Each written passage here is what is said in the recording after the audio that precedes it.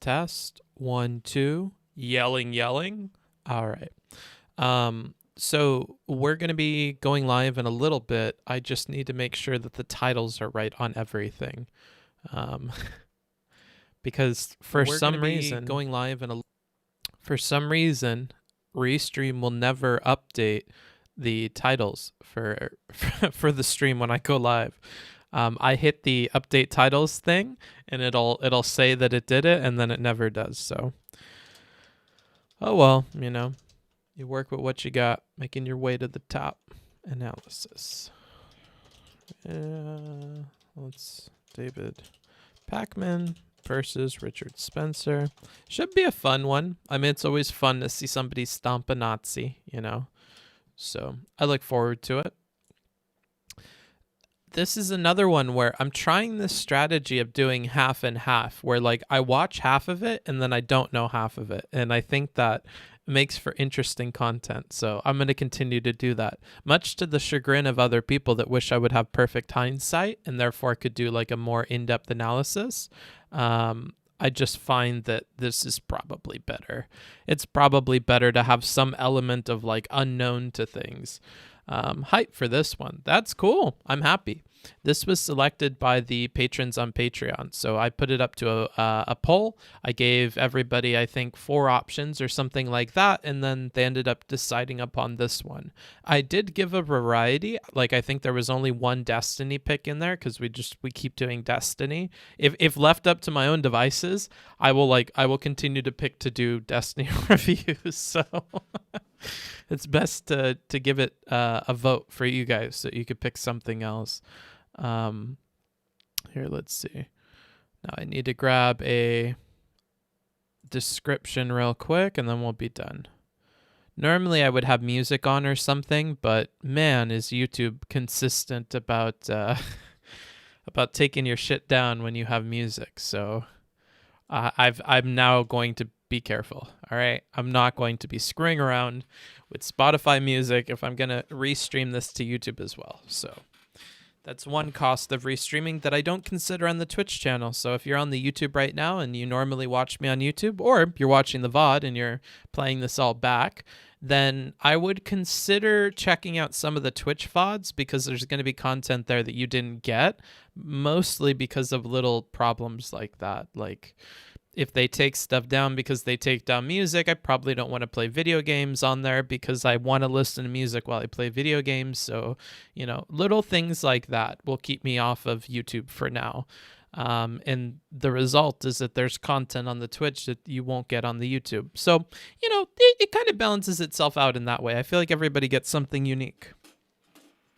It's quite fun seeing the contrast between Destiny and non-Destiny debates, in my opinion. Yeah.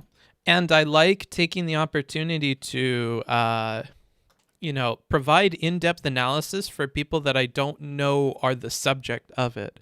Like, obviously, everybody looks at Destiny debates and everybody has, like, their 2 cents about that stuff. But I don't think that you have that as much with other stuff. Like, maybe you have React Andes that happen to watch it, but you don't have, like, debate-oriented people breaking it down in terms of, like, debate stuff.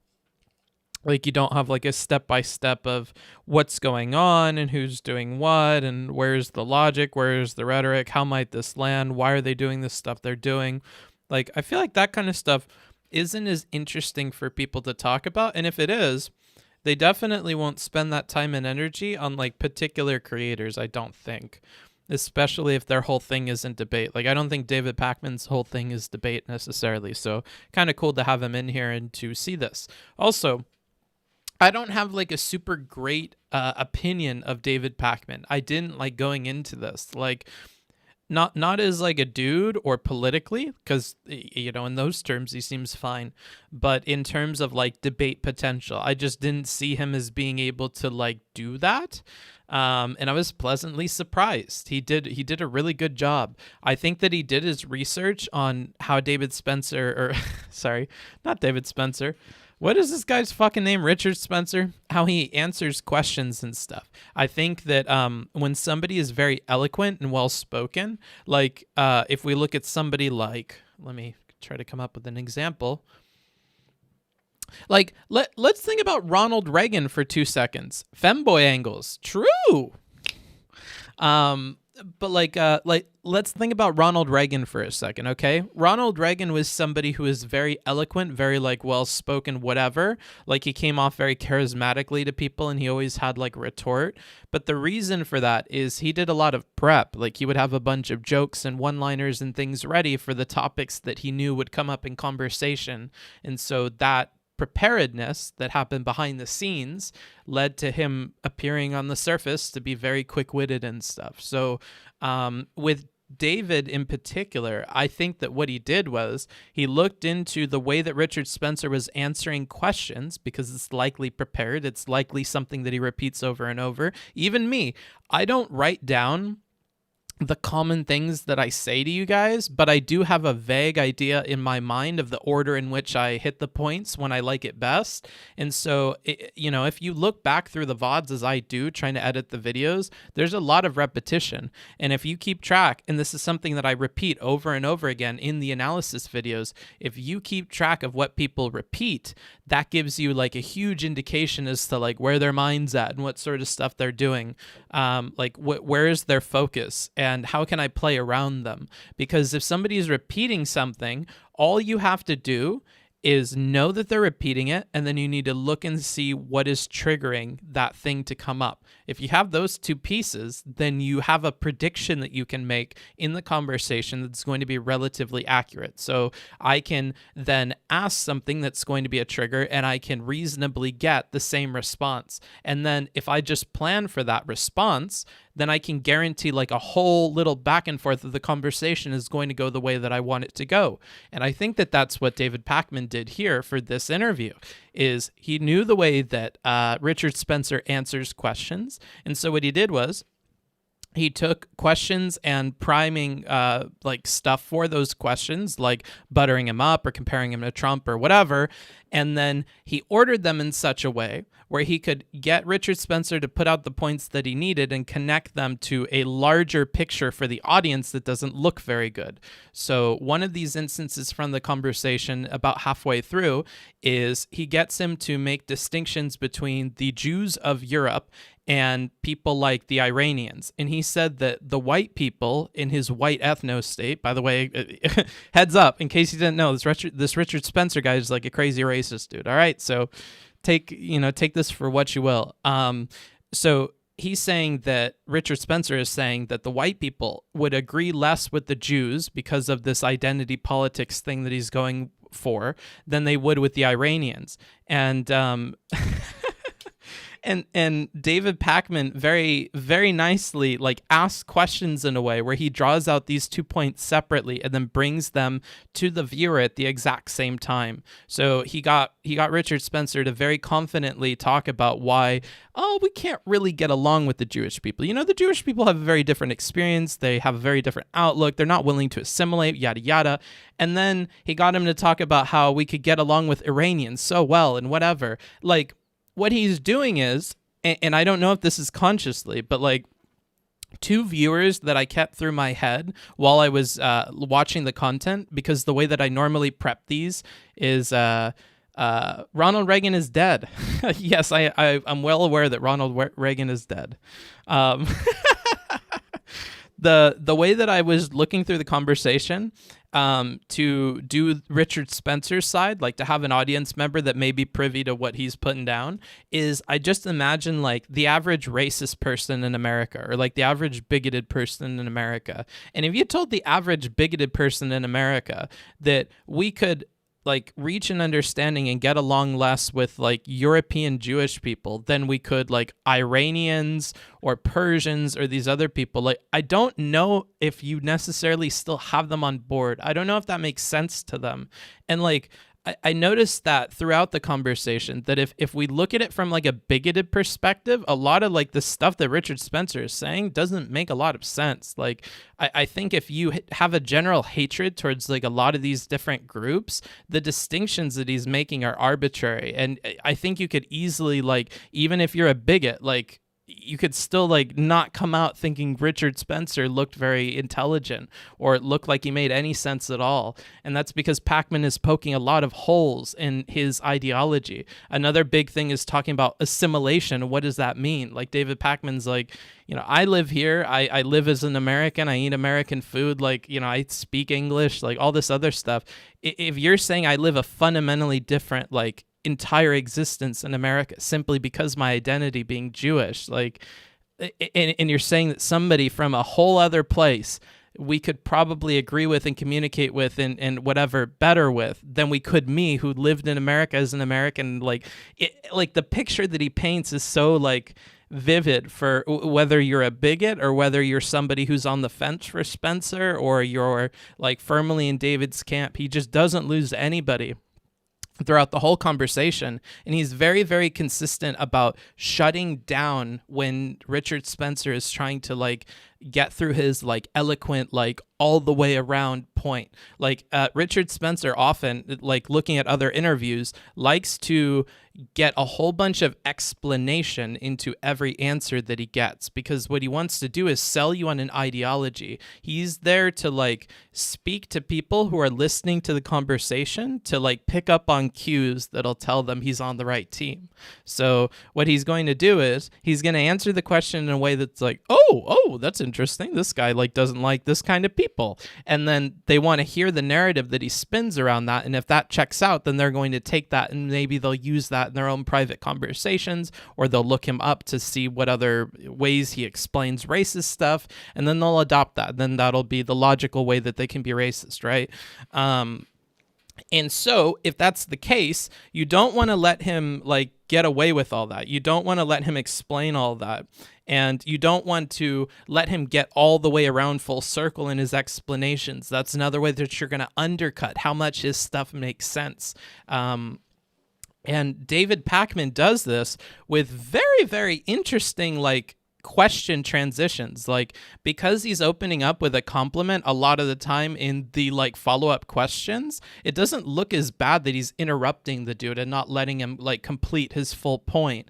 And because of that, I think that, like, he's able to get Richard Spencer to like fully disengage and fully engage with the new question instead of like starting to get like keeping him away from getting upset, keeping him away from pointing out that we're not letting him finish questions and stuff like that. If we can keep him like, interacting with all the stuff that we're putting forward, and we can do that like very quickly, he's not going to see the way that like David Pakman is connecting these dots until about halfway through. And that's when I think he starts to get a bit more defensive and starts to try to put the brakes on these like random pivots to new questions, because he realizes that the larger narrative that David Pakman is pushing is difficult for him to counter. And he needs to change the way that he's answering questions to continue to look good. But because Pakman has had so much control over the momentum throughout the entire interview, I think it's too late at that point. And that's when I stopped watching. And that's why I stopped watching, and I left the last half for funsies. We'll see how it goes from there. But that's my prediction. So I'm going to catch up on chat real quick. Let's see what you guys have been saying about this.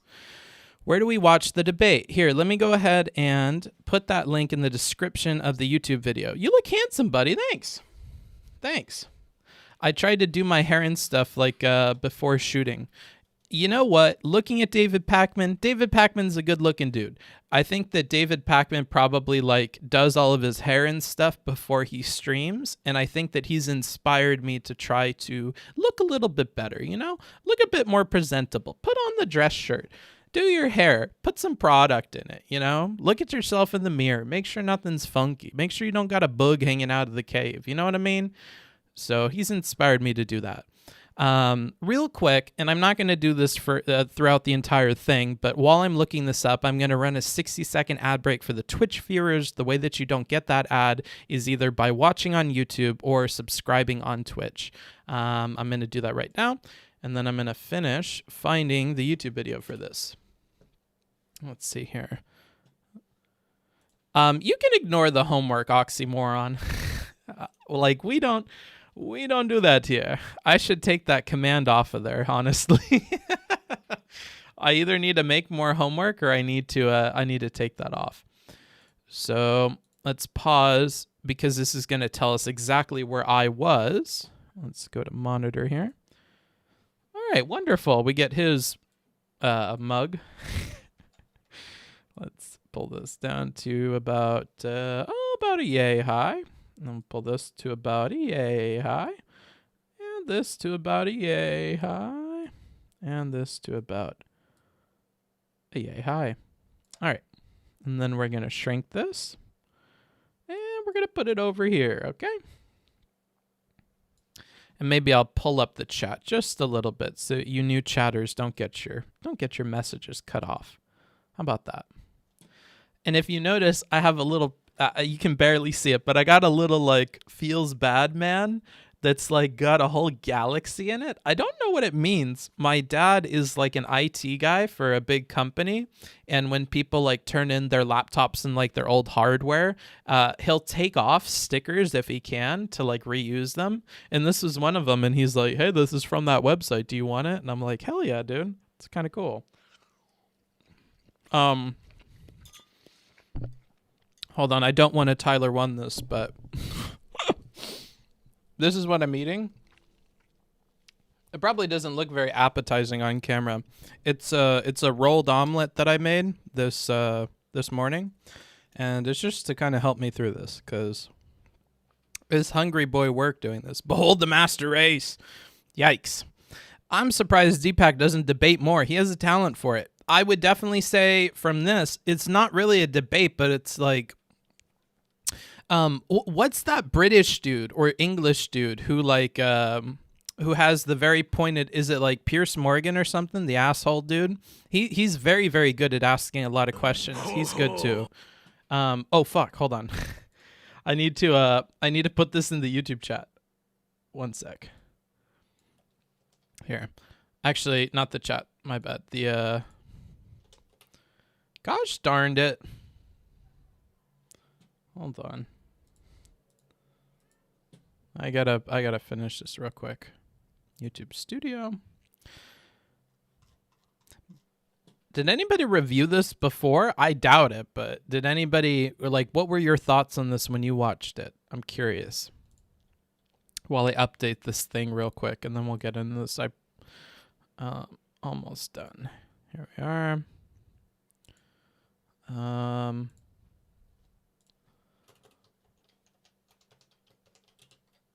There we go. Link to the talk there. Save.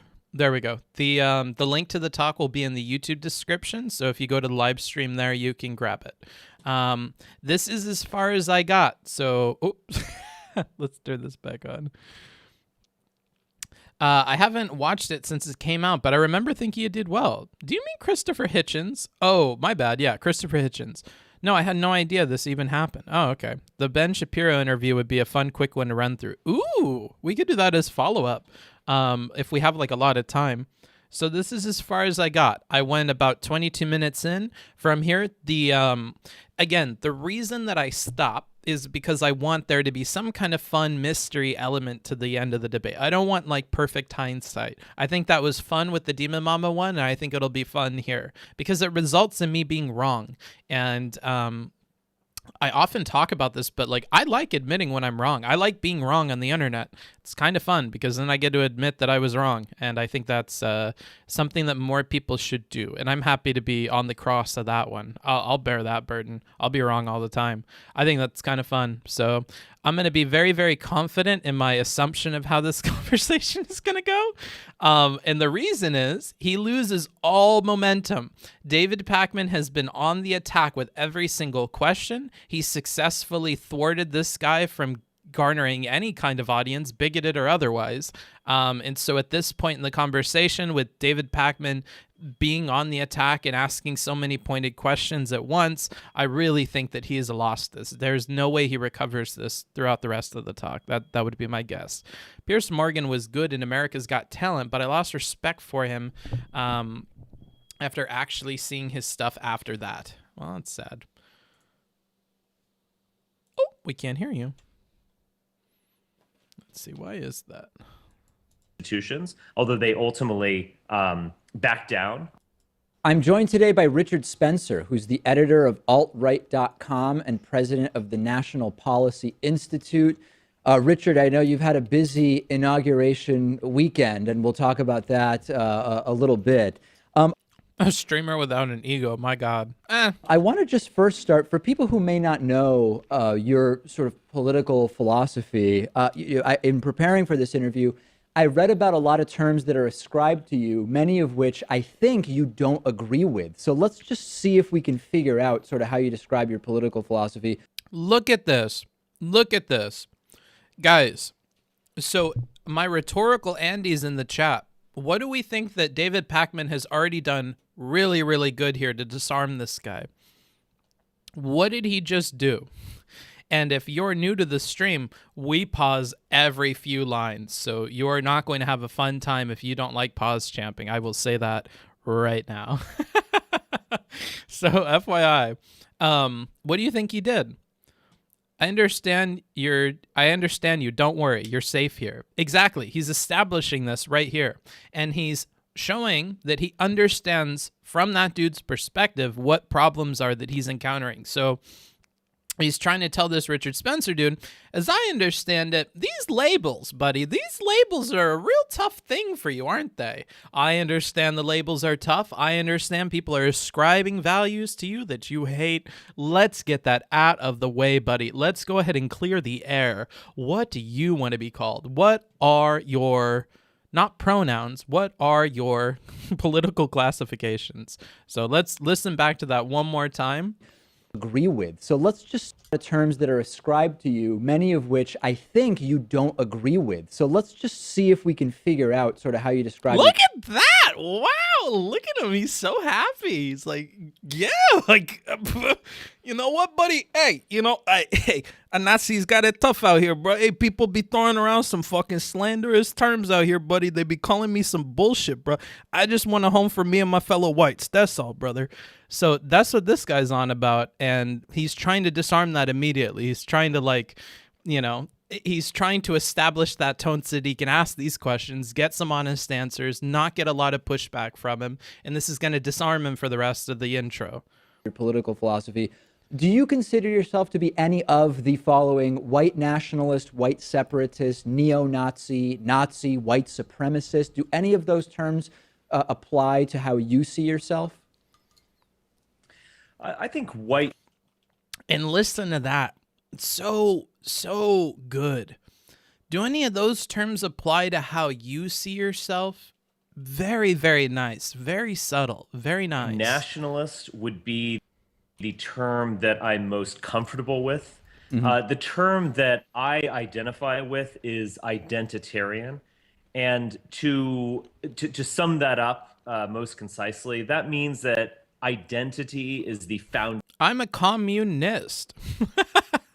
Yeah, like that. If he wants an all-white commune, is he a commune biz? A communist? Of thinking about politics, thinking about culture, thinking about society.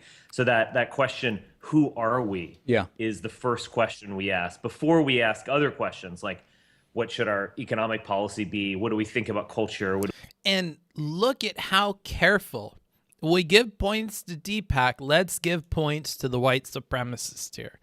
Look at how careful he is about wording things. He sounds like a brochure for some like white people communes like you guys are talking about in the chat. He sounds like he's selling like some plots of land that are wink wink hush hush, not for immigrants or whatever. Like he's very like marketing oriented. He's got a very good like sense of how he's meant to sell what he's trying to sell. I think he's very well aware of like palatability. And of all people, I think they have to, his group of people, those alt-right people, probably have to be the most careful about their rhetoric and stuff, because unlike the communists, they are not allowed to lean into memes about the atrocities committed by people under their ideology.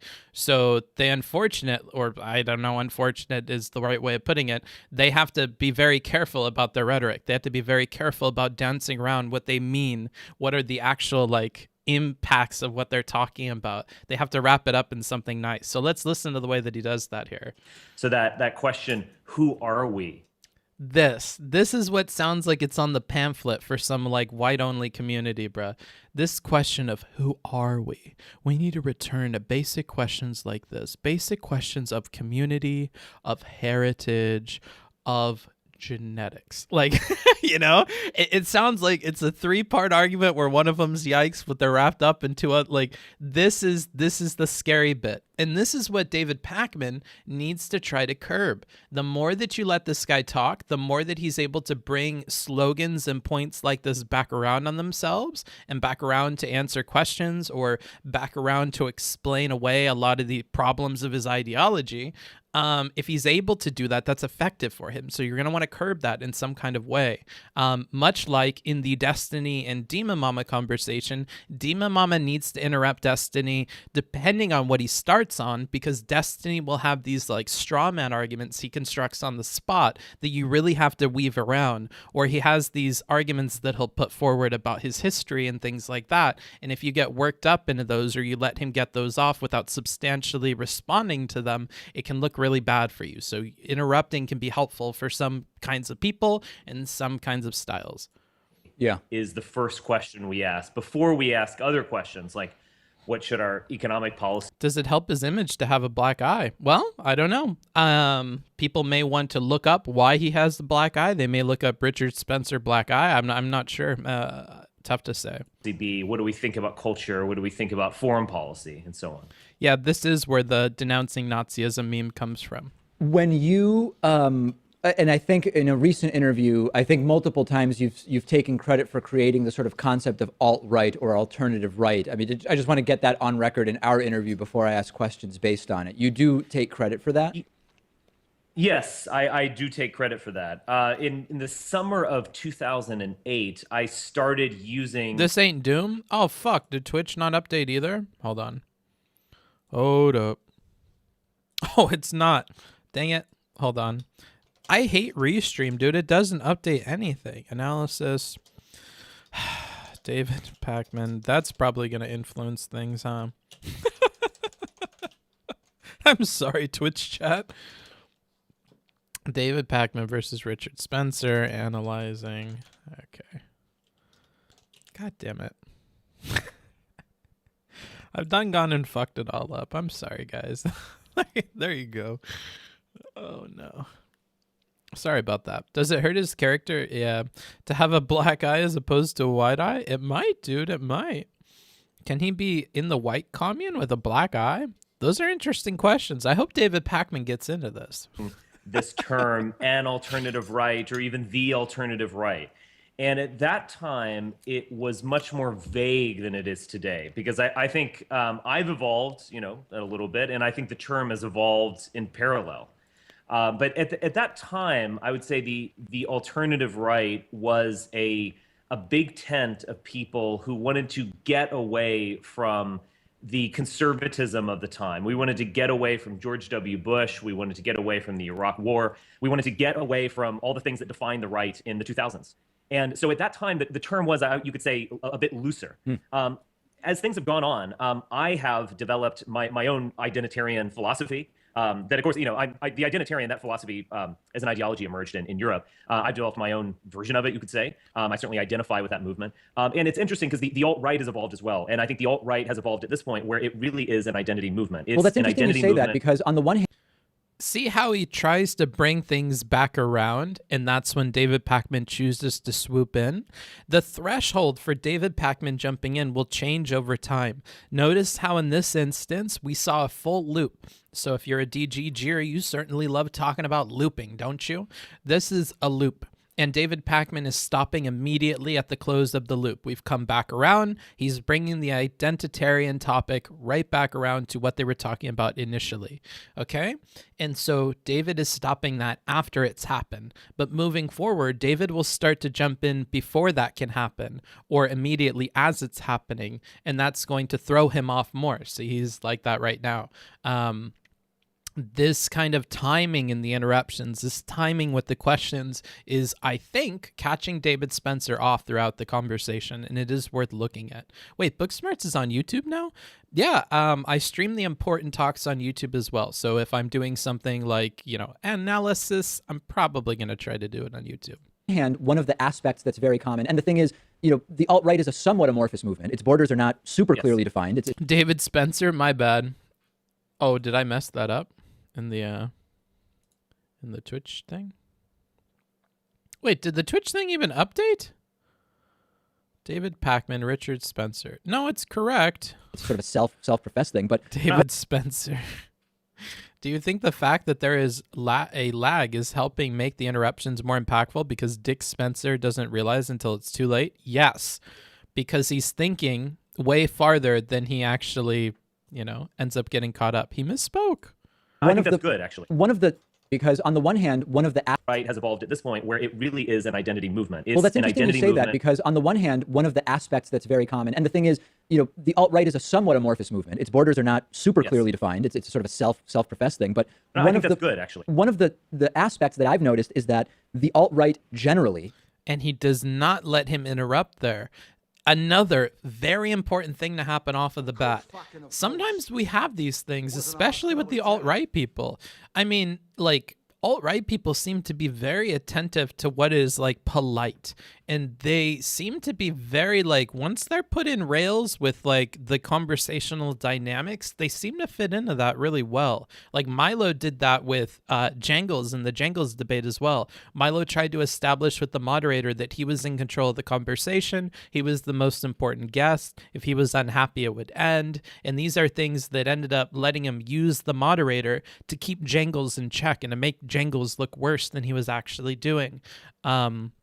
In this case, we have the opposite. If David is able to flex like this and continue on and not let him interrupt, that is an expectation that he's creating for the entire conversation. And though we don't give that a lot of thought, that is definitely something that's impactful. If somebody continues to speak over you, that happens once or twice, and you're not going to continue to talk when they're talking. You will have an expectation that you will be spoken over, right? This is something that we see a lot of the times with female streamers in those panel shows, right? We talk about how sometimes they get talked over, other times they're not allowed into the conversation, or when they try to jump in with everybody else, they're spoken over by 3 other people. And if that happens enough times, they choose to stop engaging. And if they see a dog pile where everybody's trying to jump on a topic, they just start opting out.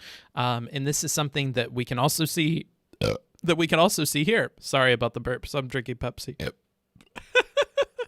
But yeah, we also see that here. If he creates the expectation that you can't interrupt him, and he sets that here, that's going to be important for the rest of the conversation. Is very critical of what we've come to know as so-called identity politics in the U.S. to the extent that it focuses on non-white identity, non-heterosexual sexual orientation, etc. It's very critical of so-called identity politics, yet at the same time, it's completely about white identity. Is that not a contradiction of sorts?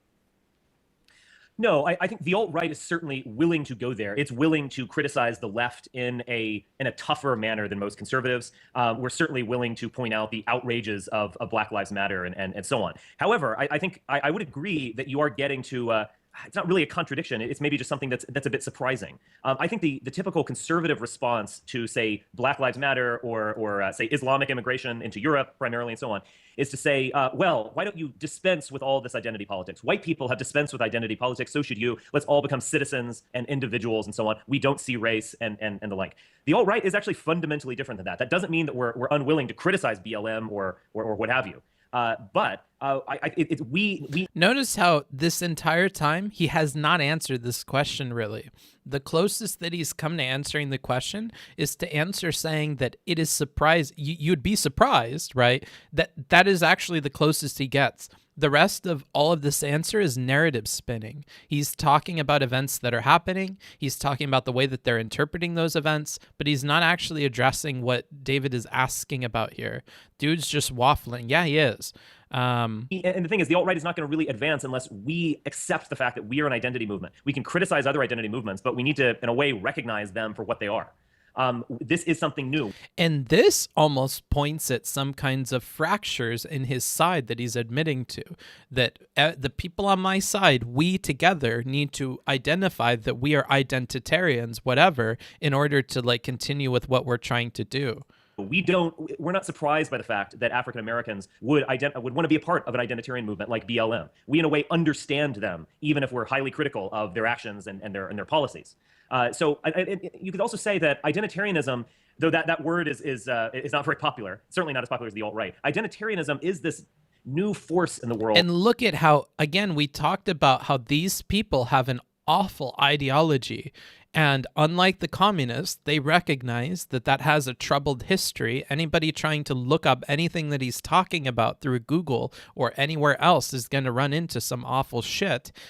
He has to prepare people for that. He has to have some kind of reason why you should continue to be on his side in spite of those things. And unlike the communists, he chooses to address that up front and to try to diffuse that with rhetoric and stuff.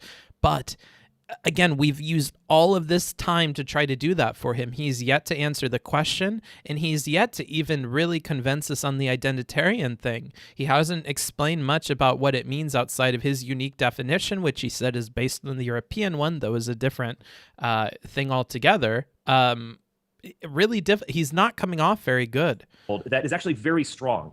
Like, even if we're a bigot, like we're not really having explained to us why this is like a more logical way of being a bigot. People don't want to just become individuals. People don't want just to become, I'm just this one guy who lives here and I'm a citizen of the United States or a citizen of the world. People want to be part of something bigger than themselves. Here we go. We're back to the pamphlet talk. Remember how I talked about we're trying to sell white-only real estate? This is the kind of shit that I think is on the brochure. This is the kind of like marketing salesman speech. Now he's going to go into this. So identitarian movements, whether that is, Islamic communities that are affirming themselves in ways that are a great threat to the things that I care about, that these are major forces in the world. Even the and he's even trying to reach across the aisle. Hey, I'm not Islamophobic. I love that all these Islam communities are trying to do some, shit. Granted, I don't like the ways that they're doing that, but I can understand that, right? I can understand why black communities would want to come together around causes like BLM. Now, granted, I don't fucking agree with it, but I can understand why they would want to. I don't think this even comes off as very rhetorically sound. He's only trying to signal to bigoted people that he's a bigoted person, which is why I chose to take that perspective going into this conversation, is because that seems to be the only group that I could imagine that he's trying to target here, are bigoted people that are just looking to have the smell test that like, this guy doesn't like these kinds of people. This guy doesn't like BLM. This guy said that, but he doesn't like Islamic people and what they're trying to do. So all of these little hints that he's dropping, I don't know how strong they are. And as David continues to push on him throughout this, I don't know if that's helping. The Pink Pussy March, or the Women's March, whatever you want to call it. That was a kind of identitarian movement. Elevator pitch. Yeah, elevator pitch. I think one thing that we recognize is that identitarianism really works naturally, and it actually can work peacefully. Let's not jump ahead, because I want to get to that working peacefully part. Let's not preempt that. So in order to get us into that, let's talk about white nationalism. You've said in a few interviews that what you would like is the United States to be a white ethnocentric nation. Does that mean whites only? What I've said is that I...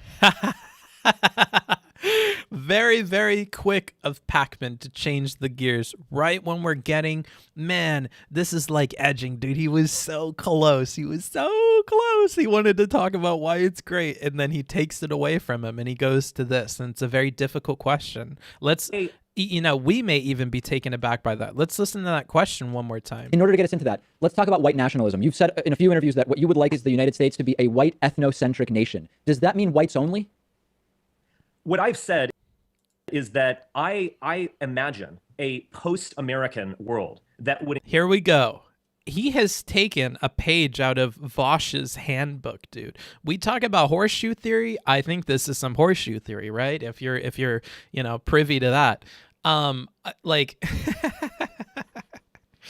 This post-America talk, or this talk of like it's probably not going to happen in my lifetime, but well, if you ask me about the revolution, yeah, I have a few ideas. Like, okay, not in your lifetime, post America. If we put it off far enough into the future, it almost appears as though it's like a hypothetical. I don't think everybody's gonna be down for, like, there's so many implications that come in putting it into something far in the future that you can disarm a lot of like talking points. And if somebody comes at you hard about things, it's a very good way to deflect. So let's say I'm like, okay, but like, if you have this ethno state, doesn't that mean like no black people are allowed there? Isn't that kind of like fucked? And he's like, well, hold on. Like, obviously that's fucked. Obviously nobody today would vote for that. I'm not pushing for that. I'm saying in a perfect ideal world, post America, where civilizations across the globe have found their own homes and their own communities built around their personal identities, in a world where the identitarians have successfully got everybody into groups so that everybody can live in harmony, I do see there being a possibility for having that kind of state. And I wouldn't even see these people seeing it as a problem. I mean, of course, it would be nothing but natural to live amongst your own people. I don't even think there would be people that would want to. But, I also don't have all the answers to the particulars how this world would work. I mean, it could be that we come up with some rules or some laws to allow people to visit. Sure, I don't see why we would be so, Nazi about it. Like, if everybody has their own homes, like, there's no need for these kinds of very, very strict borders or anything like that. I think at that point people would get the picture. But I obviously realize that's very far into the future. I like talking about the now. Have you heard about the identitarian movement? Like, that's what this guy's on about, okay? And you will see this mirrored in how socialists talk about socialism when they're revolutionary, or how I've seen anarchists talk about anarchy. If we put everything on a far future thing, you can deflect and you can move to your talking points about whatever it is that you want to push. It's really effective if you want to be one of those people to do that. Although once you see it and once it's pointed out to you, that's a smell test for me. I don't consider what you're saying to be like super important, because my main takeaway is I see you not answering the question and I see the trope that you're trying to do.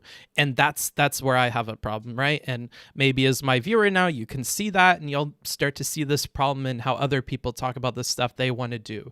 This just lets you deflect really easily, because if you put it on some like far future date, it takes away from the absurdity of your system. It almost seems like, well, of course, it's in the future. I mean, you think jetpacks would happen in the future, right? I'm not saying, oh, Pepega, the fucking jetpack guy. Come on, like, my system's just as likely to happen as going to Mars or doing anything else. Like, that's the vibe that you're going for with that. And I think it's like a slimy way of getting out of like legitimate criticisms about the impacts of your systems. But, anywho. Would include a white ethno-state. That is a homeland for all Europeans from around the world. Wouldn't it make more sense, though, to have those? I mean, if we're going to go sort of back to the... Look at him. He's not liking these interruptions. Pakman with the interruptions, and he can't stop him. We've already established that. So Pakman with the very, very, very strong, grasp of the conversation here. It frees you from the responsibility from doing any of the logical legwork. Yeah, true. It defends you from criticism is what I would say. The sort of original population, we're talking about Native Americans in the U.S. Why would it make sense then to make America a place that would be the homeland of white people? You're misunderstanding what I just said. Okay. I said I imagine a post-American order that would be an ethno-state. It is, you could see it as a... And look, what is the first thing that he repeats after this legitimate criticism? Oh, hey, let me stop you right there. You misheard me. I'm talking about a post-America. Like, we wouldn't even have this country. Can you imagine how far into the future we have to go before we lose this God-given land? I mean, come on. It's super far in the future. That's not what I'm talking about, David. You're not being very fair. Analogous to imagine a... be the homeland of white people. Native Americans in the U.S. Why would it make sense then to make America a place that would be the homeland of white people? You're misunderstanding what I just said. Okay. I said I imagine a post-American. And David is very, very good about this. Like, I think you're misunderstanding. Don't fight him on it. Let him go. You have the power of interrupting whenever you want. So you don't need to flex like an argument right here.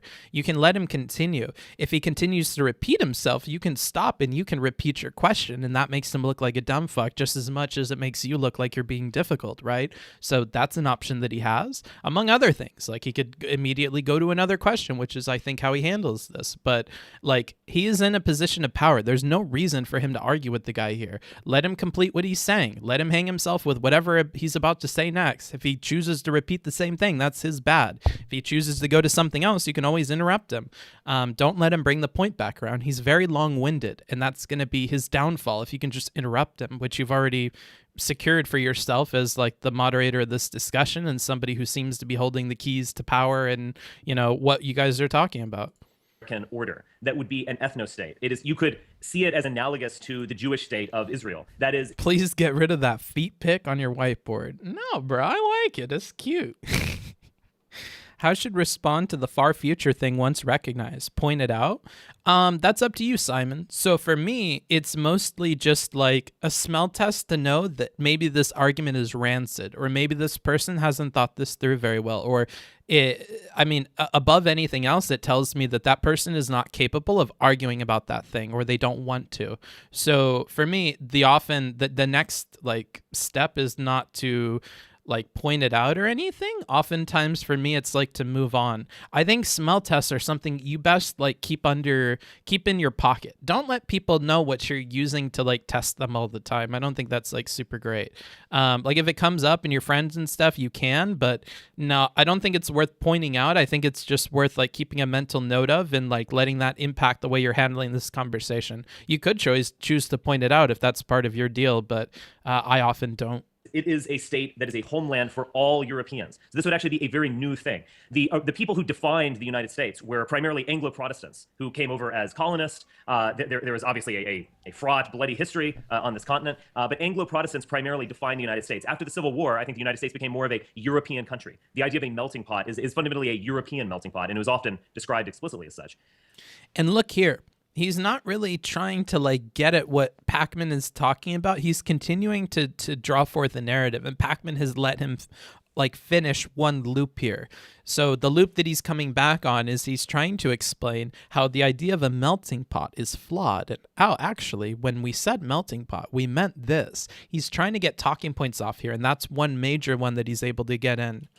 What I am imagining is, we are in a situation where the United States is fragmenting. We are entering, and now we're on to a new point. So that was one complete point he wanted to get out, is he wants to put some like question on the validity of this thing. And the reason that he does this is because conspiratorially minded people, or people that believe in like white supremacy and all this other garbage that the alt-right believes in, will often go to Google and try to find these things. If I just give you a little bit of a hint at it, if I say, hey, European melting pot instead of melting pot, you may go and Google European melting pot, maybe European melting pot Richard Spencer, and I'm sure that you can find some arguments that you could use to attack this idea in your everyday life. So you could go to your coworkers and say XYZ. That's kind of the goal of these people, is to give talking points to as many of their followers as they can. And that's one of the points that he was able to insert here kind of successfully. During interesting times, as the Chinese would say, we're entering dangerous times, we're entering fragmenting times. I am putting forth a kind of dream, as I've talked about it, of what would come after this. And that is an ethno-state. And it is utopian in a way, in the sense that it doesn't exist right now. It doesn't exist in the here and now. And look, again, he's diffusing what he knows will be the problem. He's already getting utopian off the table. Hey, call me a utopian. I know it's an end of the world kind of thing, but I'm a big picture thinker, all right? And I think if all of us together could come together, recognize the power of identity, yada, yada, yada. No, I get that, but to keep our conversation focused as precisely as possible, what... Nice. Stop him. He got the 1 point off. He's almost got the second. Don't let him continue this momentum. Would it involve the removal or leaving of non-white people from the U.S.? That is a difficult question. That is a very difficult question, especially after this dude has gotten his 2 points off and he's trying to work on bringing them back together to an overall argument. And now he's got to jump onto this. It would involve the establishment of a homeland for European people. There's a lot of nodding, but there's not a lot of addressing that. It would involve the establishment of a homeland for European people, right? This is not great. Okay, you say non-answer, but he answers with his gestures. What that would entail, I don't know, because this is something in the future. I think the question. There we are. Here comes the future defense, right? It's so far in the future, I couldn't tell you. I mean, it depends on how good the police are. It would depend on how good... I won't even get it. Who knows, right? I mean, in my ideal future, I don't even see the need to kick them out. They wouldn't want to be here. They'd want to go live with their own. I don't understand. Like, I think you have a fundamentally different idea of the way the world works, right? We're going to want to push that off. We're going to want to not address things like that. And the perfect diversion or a perfect pivot or a perfect deflection is to go to this. It's in the far-flung future. I don't know. I don't have all the answers. I don't know how the system is going to work fully. I think that these principles are going to lead to X, Y, and Z. I didn't notice his black eye. Well, that's good. What's up, bookfucker? Not much, dude. Question. Wait, is Spencer's eye from punchanazi.gif? I think it might be, yeah. You're getting at is what do I want right now in the United States? No, that's not the question. My question specific. David, honey, baby, boo, you're asking all these questions about the future, baby. I'm talking about post-America. I'm sure you don't want to talk about post-America. I mean, that's crazy. It's utopian thinking. Let's be real. What you want to talk about is the here and now. So let me give you the down low on the here and now. No, that's not what I'm asking about. I'm asking about in this place that you're referring to, like, offhandedly as utopia. Does getting to that place require this thing? What is this? All right, and you're gonna be banned. Can somebody ban him? Do we have any swords in the chat? Get Lopov out of here. Get him out. Boo. / Arm the People book. I'm pretty sure we have mods. Swords for all. We need an adult. I'm sure there's a mod like freaking out right now. We're probably okay. Let me see if I can frame it a different way. If in this future white ethno state. Oh my God, there's no mods? Okay, I'll jump in there and do it. Fine. You have forced my hand. You have forced the hand of bookfucker, bro. We got a restream bot? I don't know, brother. You have to form these opinions yourself. You can't cut to the chase. I don't know. Drawing your own conclusions is the chase. You can't cut to the chase. Oh, wait. And you're banned. Poof. Bye-bye. Don't post wieners in my chat, bro. Get out of here. You're fucking disgusting. You're the problem. You're the problem with Biden's America, bro. Holy shit. If the person can't explain how to get to the utopia, how can you tell if they're being bad faith or just ignorant? I don't think it matters at that point. You don't have faith in what they're arguing, so I just get off of it, bro. Like, you guys have to learn. You don't have to argue about everything. Like I wish I could say this more on stream, but you guys need to realize when we're analyzing these super confrontational discussions, that is not how your everyday talk should be going. Most of the time, you're trying to avoid this very thing. You're trying to avoid getting in a situation where you go into a back and forth. He who desires but act not breeds pestilence. Thanks for the sub. So like you're trying to avoid that normally in real life, okay? These are tools for once you're in the situation and you need them. It's like martial arts. You're not literally going out on the street and beating the shit out of everybody that wrongs you. That's not like a blanket solution for all kinds of problems, okay? Like the point of this is to get you through sticky parts where the other person doesn't want to give up, and for some reason or another you don't want to give up, and you both have compelling enough reasons to pursue the conversation. But like, if you come across people that are behaving this way, or like can't like defend their ideology, or they don't know what's going to happen in the future, or they believe in some giant revolution and everybody's going to be killed and there will be the establishment of a socialist state or whatever the fuck, if they believe in that stuff, you have to ask why you would want to convince them out of it, how you would do that. Like you need to think.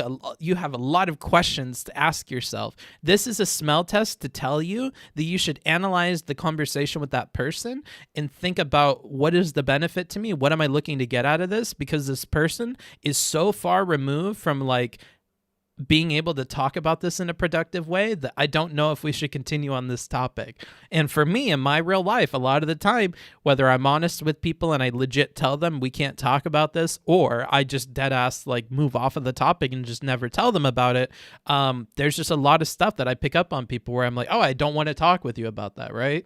Like if you have a racist buddy, you don't want to talk to him about Pakistani people or whatever, because he's going to be an asshole.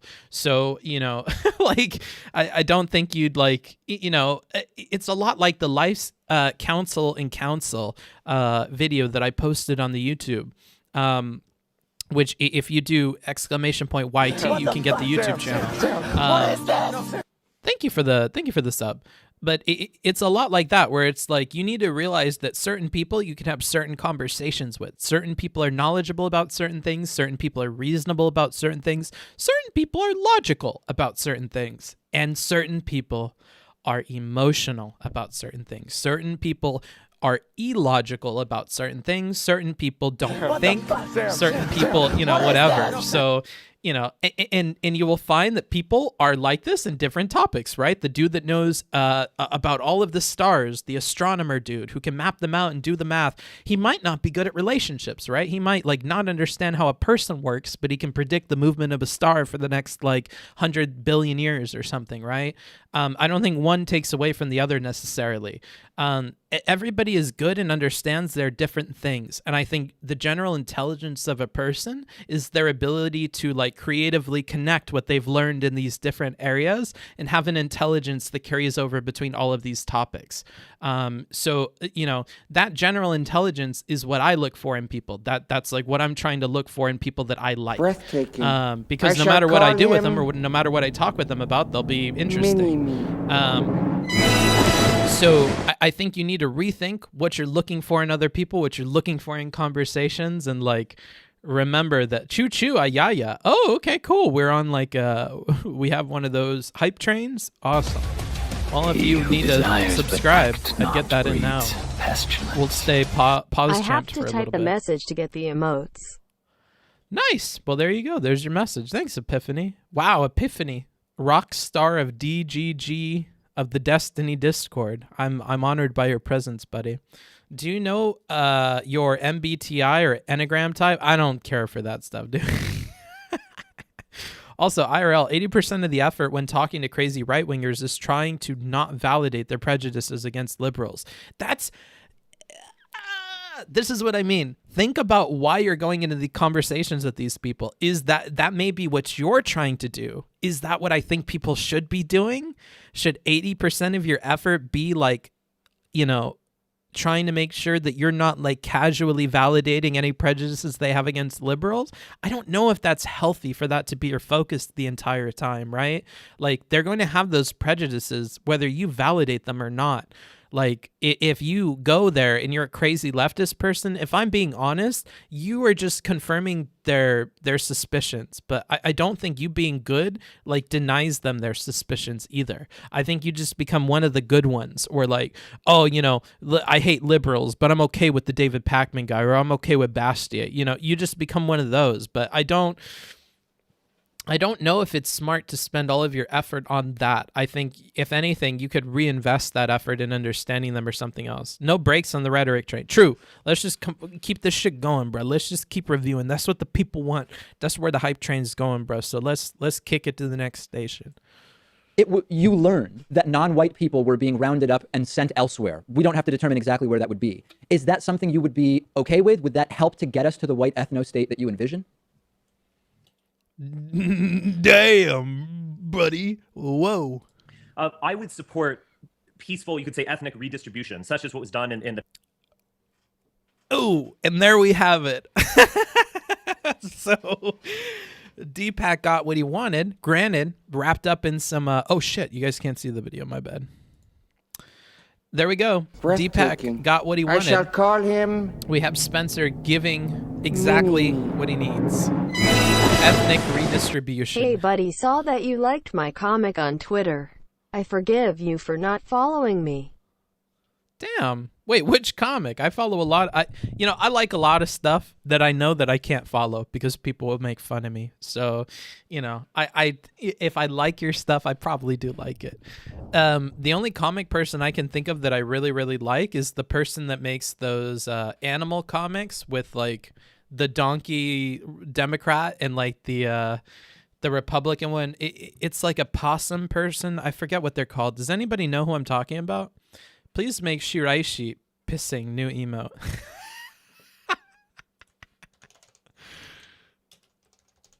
Okay, we'll leave that in another tab. Okay, I'll look that up, dude. Awesome. False knees. What does that mean? The Paris Peace Conference in 1919. You called it a peaceful ethnic Happy Roadkill, I think it was called. Yeah, it's Happy Roadkill. cleansing before, right? I actually, it's I referred to the 1919 Paris Peace Conference as peaceful ethnic cleansing. Yes.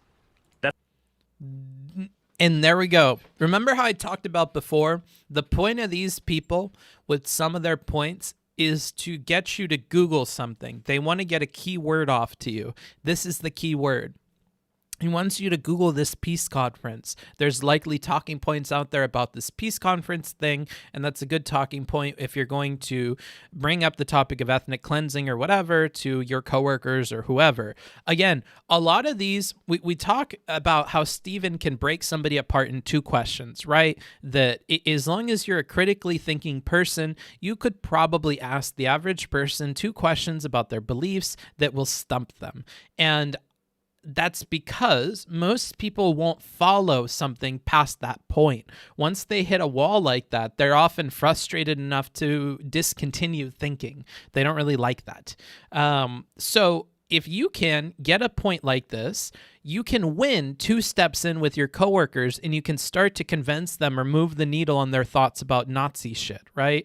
Like if I'm talking to a coworker and I'm like, ethnic cleansing, dude, you're fucking crazy. What the fuck are you talking about? And he's like, whoa, you might be a little ignorant or uninformed here. I don't know. I do this, in my spare time. I do a lot of reading in history. Have you ever heard of the 1919, Paris, whatever the fuck? Like, oh, you haven't? No worries. A lot of people haven't. It's something I'm used to. I know ethnic cleansing seems pretty crazy, but actually there's a long history of and that's what they want. Because somebody that gives you that pushback that is corrected immediately like that, who doesn't have a retort, will immediately jump off of it. And then you get a bunch of brownie points with whoever that happened in front of. And if you can multiply the number of times this is happening, you can start to recruit people into your awful ideology. Because that will spread through circles of people that cannot defend something past 1 or 2 questions, right? They don't care to look it up. Maybe they don't care to continue arguing about crazy shit like that. But for the people who are on the fence or the people listening who are like, if it's possible to do it, ethically, I would be okay for ethically splitting people up. Hold up. How do I do that? For those people, that is who he's trying to speak to. That's who he's trying to slip into this nonsense, right? So this is what he's trying to get off. Keywords like this, so people look this up and they can do that in their personal lives. And that's what we're trying to prevent if we're David Pakman here. Should I Google it? I mean, you can if you want to I don't know, come up with a counter to this, or if you want to argue for your ethno state, dude, I don't know, do what you will. That's what it was. And what you would want is something similar to that. By liberals. Interesting. Again, we're talking about something that hasn't occurred yet. And he interrupted him as he's trying to get off and that was done by liberals, by the way. So even if you're a liberal out there, remember, it's not that bad. I mean, the liberals do it too. Something similar to that. Done by liberals. Interesting. Again, we're talking about something that hasn't occurred yet. We're talking about something in the future. Here we go. We go again to the future thing. That's why I pointed it out. Very, very important. This is why this is a smell test for me, because it is such a consistent theme for people with awful ideologies or people hiding shit that it's usually a very good tell that people are on about something that is awful. If I start to notice that you keep talking about, man, come on, this is just in the future, man. I'm just shooting this shit, man. I'm just spitballing, man. It could happen, tomorrow. It could happen, 100 years, man. This is post-America, man. This kind of stuff is usually what veils awful ideas. And so I just think it's a good smell test for you guys to develop. Is that kind of a dog whistle? No. I mean, I call them smell tests because they are a one-way thing, right? You don't see that I do that. you know, if I tell you, then you know it's happening, but it's not a dog whistle because you're not putting anything out for other people to pick up. This is only an internal thing. For me, I call them smell tests. If I see that somebody is doing something like this, that they're fitting thematically into a kind of argument or a kind of way of explaining something, then I'll typically make mental notes about that, and I'll start to change the way that I'm asking them questions, because now I'm looking to like confirm or deny that rather than like looking to figure out what they believe or whatever. It can change the incentives for me in the conversation, and it changes the way that I handle it. But it's not like an outward thing. I like, it's not signaling to anyone. It's just like what I'm picking up on. Canary in the coal mine. Yeah, that's a good way of putting it. Yeah. Oh my God, it's not a dog whistle. This guy uses no dog whistle. He's gone full Nazi. It would be interesting to see one of Spencer's ilk debate an actual historian that specializes in Nazi Germany, someone who would be more equipped to deal with his bullshit. Yeah, I don't know. Maybe. No, it's something that's really post-American. I don't see this as occurring. I don't see as the world we're living in right now as leading towards this next Tuesday. Yeah, no, I think we can agree with that. From a sort of like nitty-gritty... He's so polite, but if you're an audience member, it's funny to like listen to Deepak at like the line by line level and to imagine what he's trying to pack into everything. Like even that one little line, like, well, I'm sure we could both agree on that. Like, I like him. I'm sorry, Richard. From a sort of nitty-gritty perspective, just to sort of figure out where you are on some of these issues, because you're very eloquent and well-spoken, and sometimes it's very... And we started on this note of like, hey, let's get labels out of the way. You have a hard time with labels. I'm here to help you figure that out. And he's continuing that through this. I'm just trying to figure out what you believe, right? I'm just trying to get to the bottom of this. I think this is going to benefit both of us, quite frankly. Like, I love this. Very smooth, yes. He's very smooth, very brutal. Best boy. We probably don't deserve him, true. Very easy to sort of get lost in that. Something Donald Trump is not so able to do because of his lack of speaking skills. Are you opposed to something like an interracial relationship? Is that something, if you see that, are you fine with that, or do you say I'd rather not have interracial relationships here in our country? I would rather not have interracial marriage. I would rather not have interracial breeding. This is another individual point that David Pakman probably knows that Richard Spencer is okay with just like giving, and he's trying to get that here. Good. And we're completely off of the other point, which it looks like Spencer lost. So breeding. And the reason why is because that kind of relationship is that if we randomly interbred. Oh man, he's having a tough go at it. In the United States or around the world, that would entail the destruction of all races. That would not just entail a danger to white people. Well, hold on. The reason I believe in that, okay, and stay with me here for a second. The reason I believe in that is if you are black, listen up. This is going to destroy you. You are going to disappear if this happens. If you're Latinx, if you're European, wink, wink, I love you, Europeans. If you're Iranian, whatever, we can get along with you better than the Jews. But if you are anybody who's anybody with an identity, listen up. This is going to be big trouble for you, all right? And that's what he's trying to get off here, but I don't, what a desperate pull. That would entail a danger to the coherence of Africans, a danger to the coherence of Chinese, and so on. It would ultimately entail the creation of a kind of new race, an amalgamation of everyone, and that would be dissociated from their true cultures. They'd be dissociated from history. They'd be dissociated from these millennia of families that preceded them. I do not see that as a good thing. Absolutely not. Didn't you used to date Asian women, though? Isn't that a contradiction? What a left field thing that he's pulling here. How is our boy going to respond here? It's not a contradiction. Yes, Josh Parkinson and Mother Jones did insane amounts of research. And yes, lo and behold, I had an Asian girlfriend once. But so is that not a contradiction to your beliefs that there is is interracial sex okay, but not children? Look at that. And he pushes with a very consistent tone. Very, very consistent. Hold on. But isn't that a logical contradiction? I didn't bring that up for shits and giggles, buddy. I see you laughing and whatever. This is a serious question. I see a very serious issue here.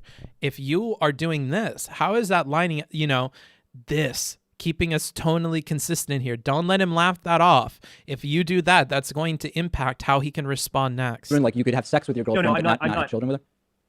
I'm not saying that. The fact is we all evolve in our life. This was 10 years ago. I see. We all I was a younger person. I would not do that. I was dumber then. I didn't know the damage I was doing by dating this Chinese woman. Not only was I hurting like my white race, but I was hurting the Chinese.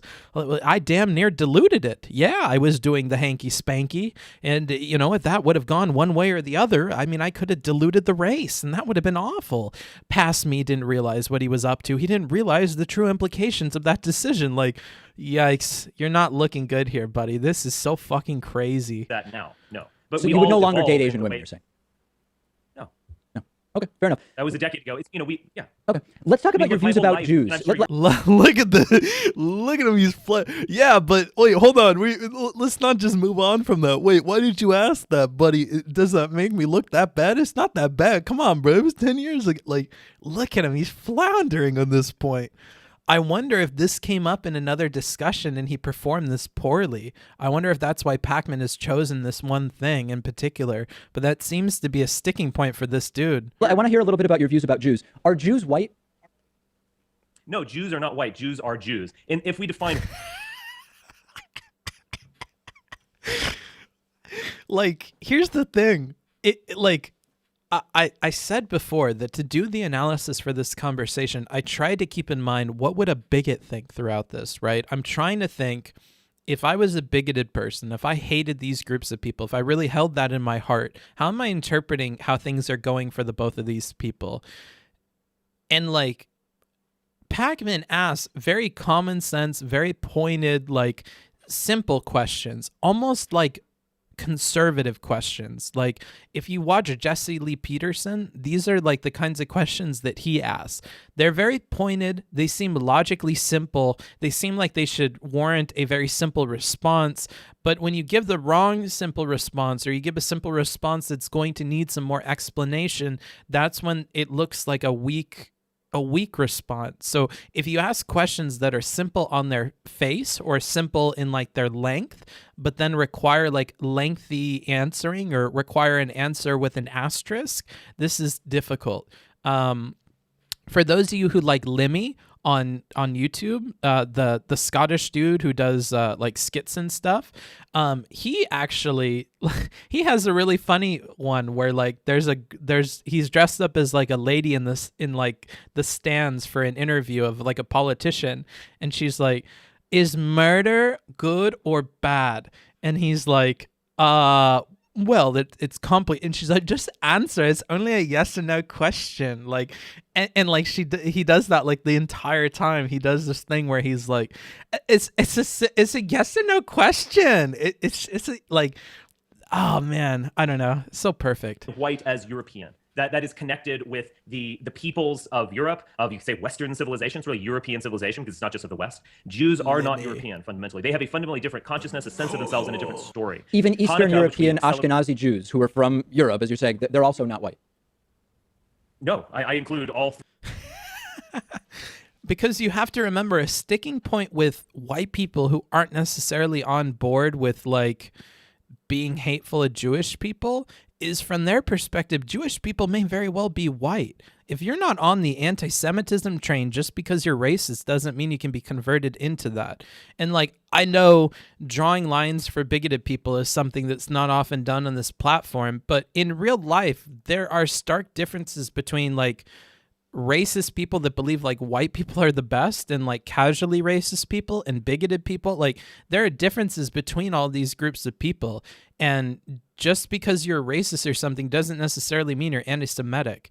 And I think that even some racist people wouldn't draw the lines the way that Spencer is here, and he knows he has to overcome that, although that's difficult. And so if you're taking away this bigoted base of people that you're trying to convert over to his belief set, this anti-Semitism thing is like a tough pill to swallow, even for racist people. So like, this is tough. Pakman is like really taking away any audience segment I could see like being sympathetic to what Richard Spencer is saying here.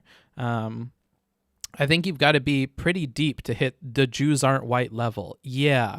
And so if you bring that to the surface immediately while he's trying to make his like, elevator pitch for this, you're really hurting his ability to do that. The thing is, some Jews aren't white, but like that doesn't mean every Jew isn't white. Yeah, well, again, these are distinctions that this guy is not going to be able to go into. It's interesting to contrast Pakman's intensity from Destiny's. It seems like Pakman uses a speedy transition between questions in the same way Destiny uses point-by-point rhetoric to prevent people from falling into a comfort zone. I like Pakman's tactic here for Spencer a lot, given the type of audience Spencer seems to attract. Yeah, it's really good. Yeah, I would say that he's doing like a really good job. Have I been peaking for you guys? I'm going to turn myself down. I think I've been peaking, but we'll see. But let me know in the comments. I just adjusted the volume. Is this a little bit better? Yeah, there are a bunch of evangelical Americans that are somewhat racist, but also really like Jews. Yeah, like I don't know, like. We do live in a melting pot, and you do grow up with Jewish people, and I wouldn't be surprised if most people know a Jewish person that they like. So this is a tough pill to swallow, and this is like the overlap between this and racist people is not necessarily one and one. Three branches of the Jewish family, the Mizrahim, the Sephardic Jews, and Ashkenazi Jews. No, they are not white. Their consciousness is, in a way, anti-assimilation to Gentiles. We recently celebrated Hanukkah this past December. Were you part of that? Oh, well, no. You mean the Jews recently celebrated Hanukkah, yeah. Jews did, yes. Yeah. I was using that in a general I sense. see. Hold on. Ashkenazi Jews. No, they are not white. Their consciousness is, in a way, anti-assimilation to Gentiles. We recently Listen to that sentence. This is difficult. Again, if you're trying to target bigoted people, this sounds very complicated. That is a lot of, what is it? Like, that's a lot of $2 words, dude. That is a lot of big words there. Celebrated Hanukkah. Their consciousness is different. Yeah, that's a pretty big idea for me, bro. It sounds like you need a TED Talk for an idea that big, because that's expanding beyond my potential. Past December. Were you part of that? Oh, well, no. You mean the Jews recently celebrated Hanukkah, yeah. Jews did, yes. Yeah. I was using that in a general I sense. see. Hanukkah was recently celebrated Yes. This past December. And Hanukkah is a celebration of resistance to the Greeks, resistance to assimilation with the Greeks. Jews have a fundamentally different... Yeah, I like that, Chad. Yeah, it may have been like a thing to like personally slight him or whatever. It may have been like an under the table kind of like fucking with him. Yeah, that may have worked out one way or the other for him too. Story to tell about who they are than Europeans. And those two... Look at this. We're back to the pamphlet rhetoric, though. You know, I think that the different peoples of the world have a different story to tell. And I think that one of the most important things we can do as members of these groups is to preserve that story, is to preserve that heritage. And I think that the best way, right? And then he's going to go to that. Stories are not really compatible. Now, of course, they're different stories within the European family. You know, Russians have a different way of thinking about themselves. Scots have a different way of thinking about themselves. Italians, so on. But Jews really have a fundamentally different way of... I almost think that Spencer doesn't realize just how bad it looks for him to specially set aside the Jewish people as different from every other sort of people. I almost feel like he doesn't realize how bad that is. Understanding who they are. And I think effectively all Jews would agree with me in that sense. Jews have had a contradictory relationship with Europeans, where they have sometimes identified with whites. I would say the trend now is for Jews not to identify themselves as white. We're going to take a break in a second, but before we do that, are Iranians white? I mean, Iranians are from Aryan people. They're not Arabs. They're not Africans. Are Iranians white? Yes, we're getting in some complicated questions. Obviously, they are Indo-European, and obviously they share a fundamental basis. I think it would be... I love this. Okay, so do you see how David Pakman's questions now are starting to come on to larger themes that he's going for, right? There are larger thematic things that David Pakman is trying to highlight through Richard Spencer's answers that are going to prove that his system is faulty. We had a lot of like falling back on this, well, it's in the future kind of shit.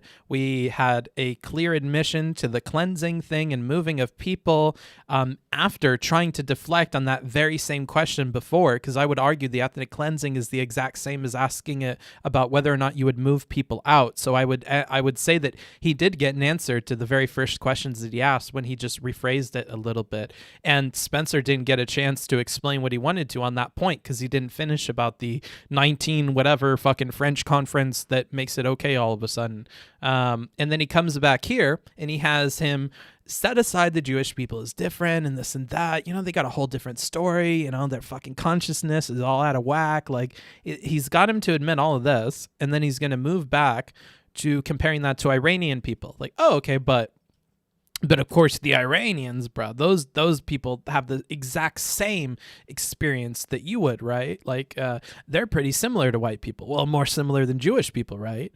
And that sounds crazy from the outside, because even to a bigoted racist person, the idea that an Iranian person is closer to your idea of white than a Jewish person would be very strange. And again, unless you have been like, I don't know, anti-Semitism pilled, whatever the fucking phrase would be on that idea, that's not going to vibe with you at all.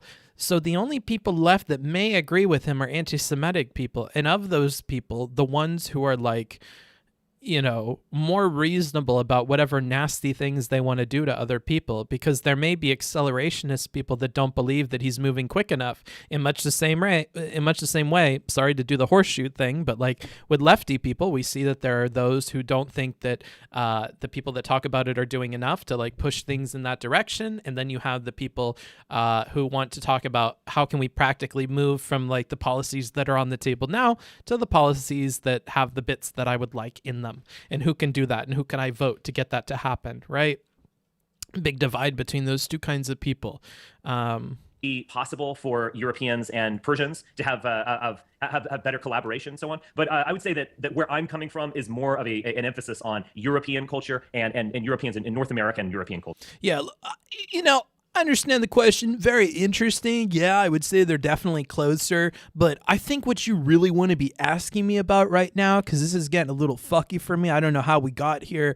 I want to move back to Europe for a second, because as far as I'm concerned, bro, Iranians are not quite European whites, okay? So we're talking about whites. I'm not talking about the global whites. I'm talking about, like, oh boy, you're falling apart, buddy. So you see European whites. That's interesting. You see European whites as being more sort of compatible in a sense with Iranians than with Eastern European Jews. Look, we're getting into some.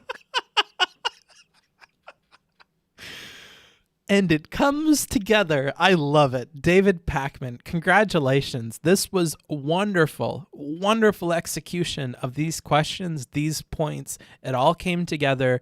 Very rarely do you see that like the outline of bullet points you had on the interview sheet in front of you ended up resulting in something that like went that well.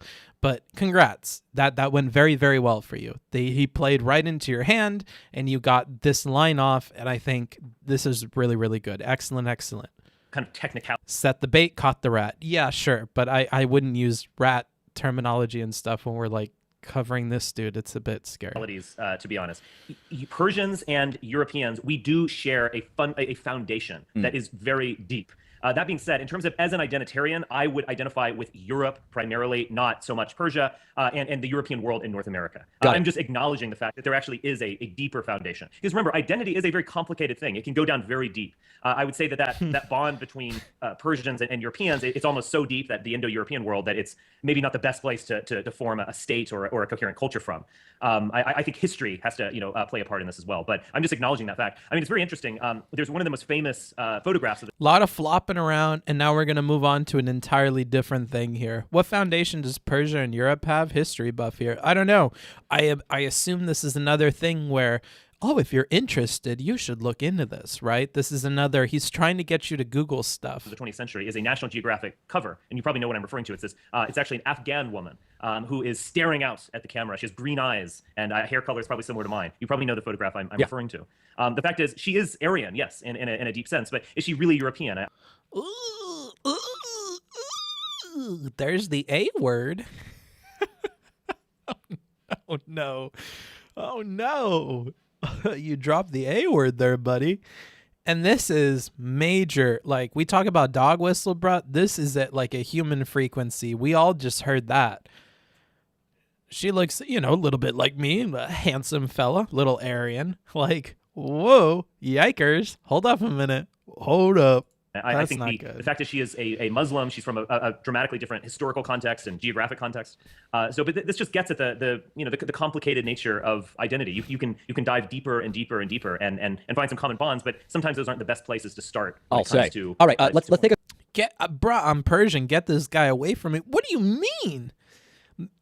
Amelia, you're forgetting your identity. Your identity. You would totally get more along with this guy. You don't understand your own history. That's the only thing. If you understood your history and Nazi ideology, maybe you would maybe you'd get along better with him. Take a quick break. We're speaking with Richard Spencer, altright.com. We'll take a break and continue with him momentarily. We're continuing with Richard Spencer, who's the editor of... Oh, yes. Don't let him finish explaining that thing. Oh, man. He's looking more and more defeated by the moment. I think he was excited with how the interview opened, and now he's not happy. Altright.com, president of the National Policy Institute. He says he's okay with the term white nationalist about himself. We've been talking about that. Richard, what are your views on Jews? And let me contextualize it in this way. When I interviewed Glenn Miller... Look at it. What are you... of Altright.com, president of the National Policy Institute. He says he's okay with the term white nationalist about himself. We've been talking about that. Richard, what are your views on Jews? And let me contextualize it in this way. When I interviewed Glenn Miller...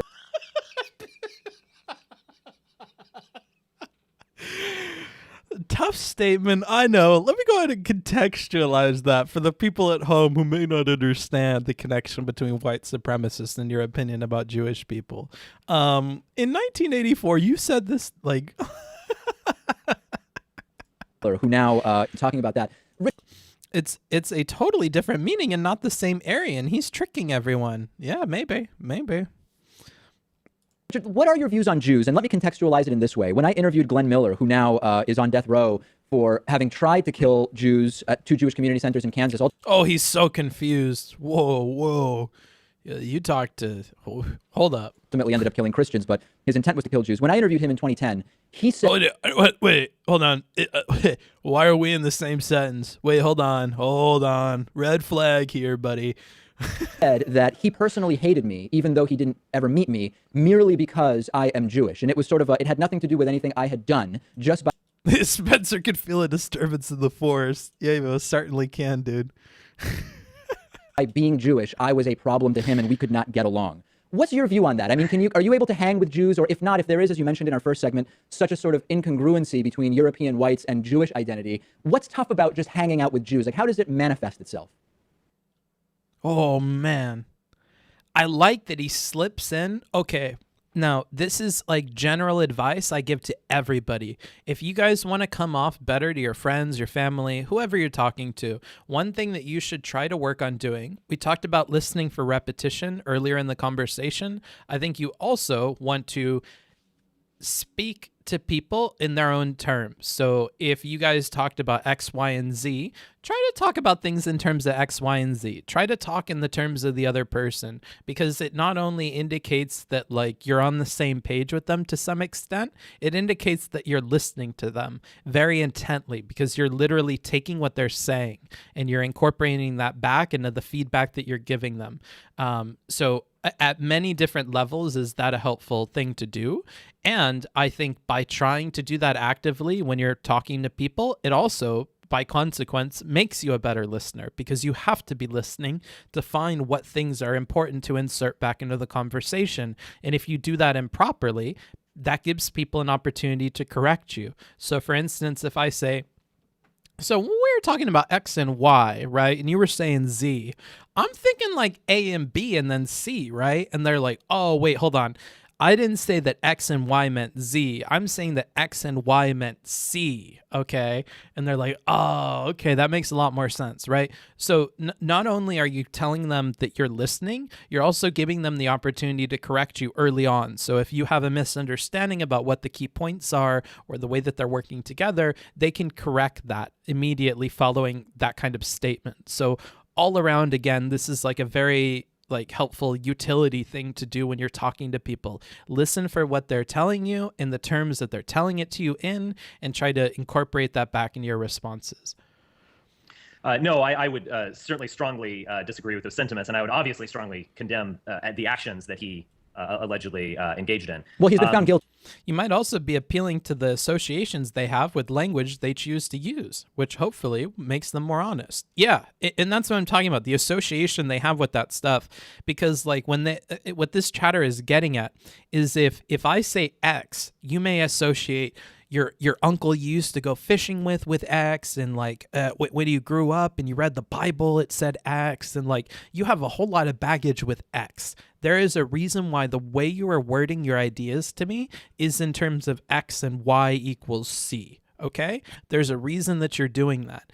And you have a lot of baggage that I don't even know about. It's probably unreasonable to even consider learning about all the baggage behind each of those terms. But what I can do is on the surface, because you are using those terms to me and you're putting them forward as an argument, I have to assume that they're important or see kind of an importance between all of your points and then pick what I can word back to you, right? And I'm getting the benefit of all, like you're saying, all of the positive associations that you have with those words. You pick them to be your own. There's likely a reason for that. I don't know what those reasons are, but I get the benefit of those unknown reasons simply by repeating it back to you in those terms instead of in my own terms, because there may be a reason, unbeknownst to me, why you're not wording it the way I want to. And this is why I criticize debate bro people a lot. This is why I criticize people that don't want to change their language, because there may be a reason, unbeknownst to you, that the other person isn't wording it the way that you are. Why the other person can't just say A and B makes C. They have to say X and Y makes C, right?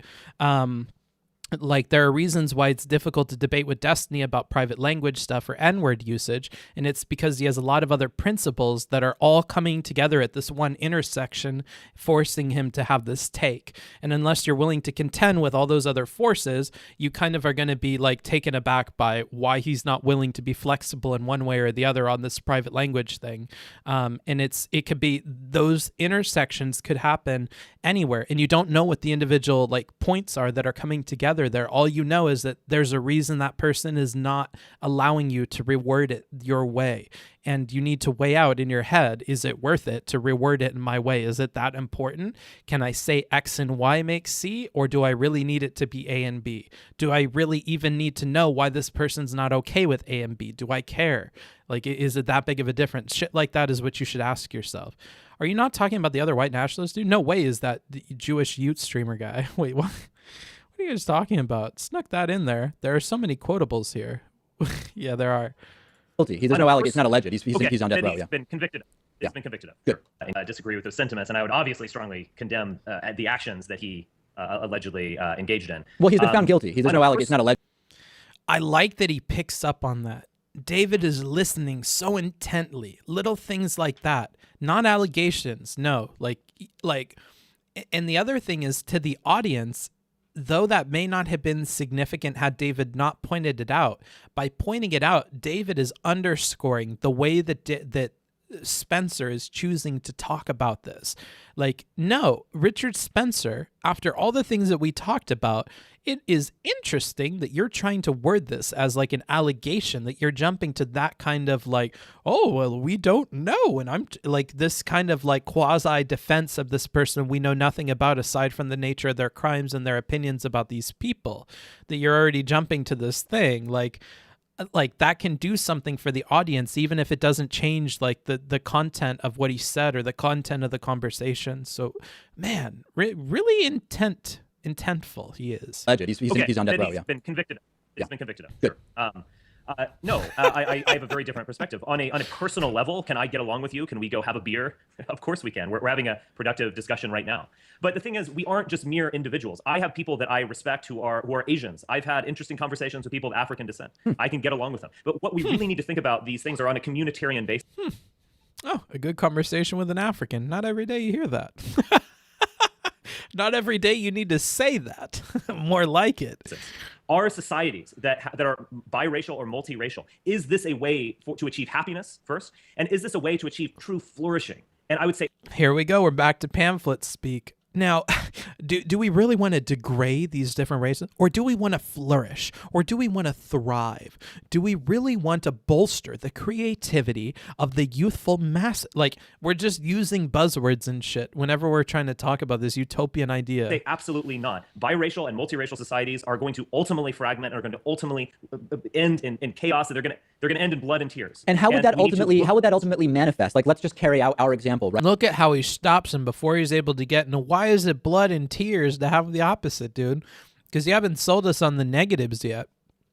The only negatives he's given us to the system is that we would be diluting the different races, and that on its face is kind of cringe. Right? So like, I'm Jewish, you see Jewish identity as fundamentally incompatible. I just want all the races to flourish. Yeah, that's what he's all about, dude. Longer term with European white identity and consider yourself a white nationalist, have talked about this peaceful ethnic separation, etc. So if we're hanging out, talk to me about the next step, at which point it would become a problem for us.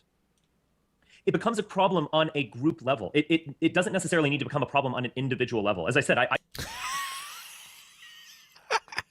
Look here, David. You seem to have a hair up your butt about this. So let me go ahead and clear the air here, buddy. I got no problem with you personally, all right? This is about groups, baby. This is about identities, brother. I got no problem with you. I got no qualms with your consciousness, bro. I got a problem with the brand of it. I got a problem with the flavor of it, all right? And you got to take you and your Jewish-ass consciousness and you got to get it into another place. Like, I got nothing against you, bro. It's about your group. This is bad. This is bad. This is not good.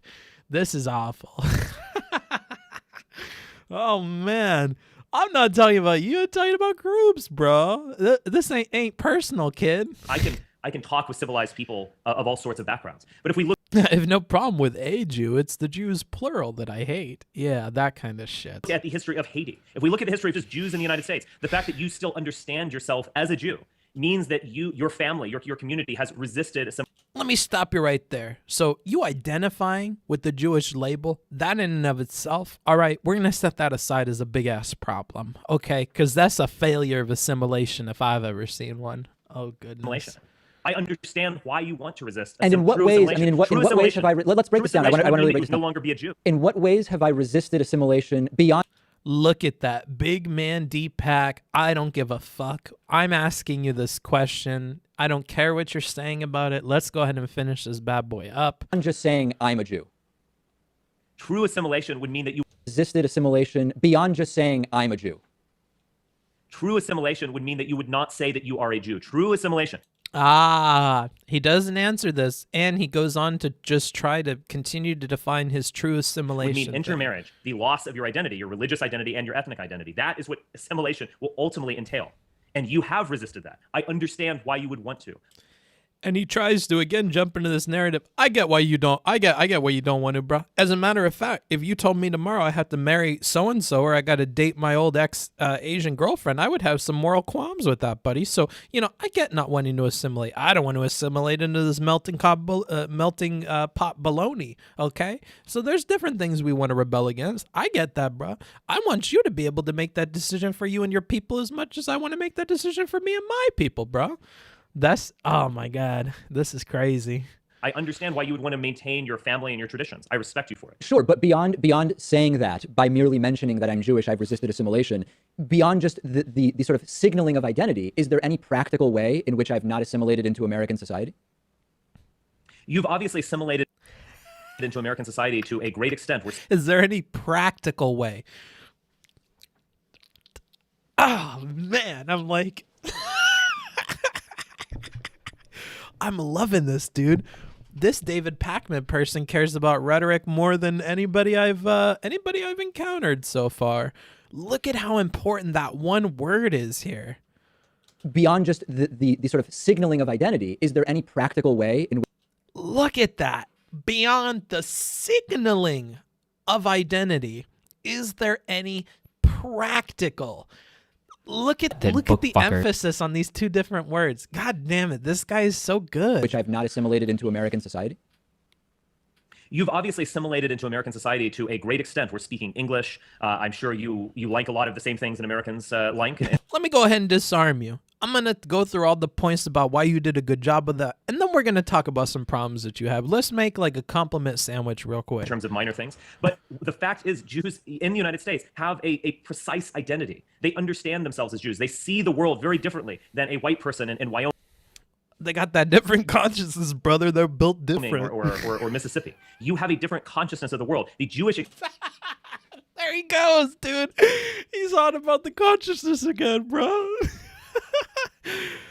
what are neuroscientists doing, bruh? They're wasting their fucking time. They gotta phone up Richard Spencer because he has the insight on how consciousness works, bruh. He's categorized it into its different flavors, and Jesus Christ. Experience in the United States, in North America, has been very different from the experience of my people, from the experience of other Europeans. But what would be an example of that, Richard? So obviously, I'm likely to have, as a Northeast liberal, I'm likely to have significant political differences with someone from Wyoming, for example. But aside from political differences that we could have, regardless of whether I'm Jewish or not, in what ways are we fundamentally at odds?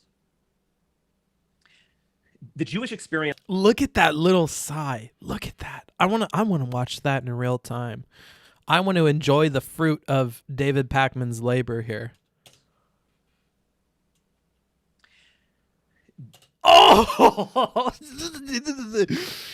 dude, I'm loving this. We need to do more David Pakman fucking reviews, actually. Fuck Destiny, dude. How many? Wait, hold on. Holy shit. We're going to start entering the David Pakman orbit, dude. If this dude debates people with any regularity, I'd be happy to cover those. That's holy shit. Wow. Very, very good. Pakman is the true messiah of debate. Yeah. Bro, this is some good shit. This is some good shit. The Jewish experience in the United States has been a fraught one. It is certainly one that has involved anti-Semitism on the behalf of many groups, on behalf of elite groups. There used to be a... Let's make sure we get the keywords in here, bro. What keywords do we have for Jewish people? Make sure to mention elites. Yeah, so we got a lot of problems with Jewish people. A lot of elite problems. He's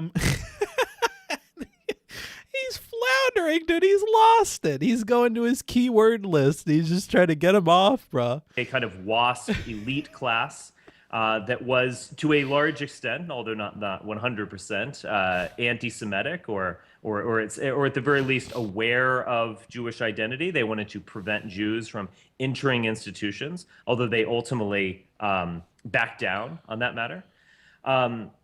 The Jewish experience is also... I mean, worth noting, they did back down on that. There are a lot of those people in higher positions of power now, so I don't want to hear about it. That is a war we have unfortunately lost, but hey, again, I'm post-war talking about this stuff. Here I go again about my utopia, but, I think they fumbled the ball there.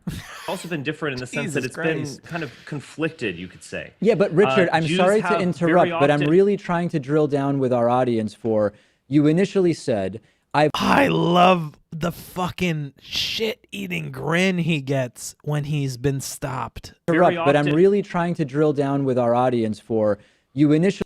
Oh my God, he looks evil, dude. He just has an evil vibe. We talked about smell checks before. This is scary to me, bro. I don't know. really said, I've assimilated enough to be able... Google's Patreon goal, please? What do you mean? What's Google's?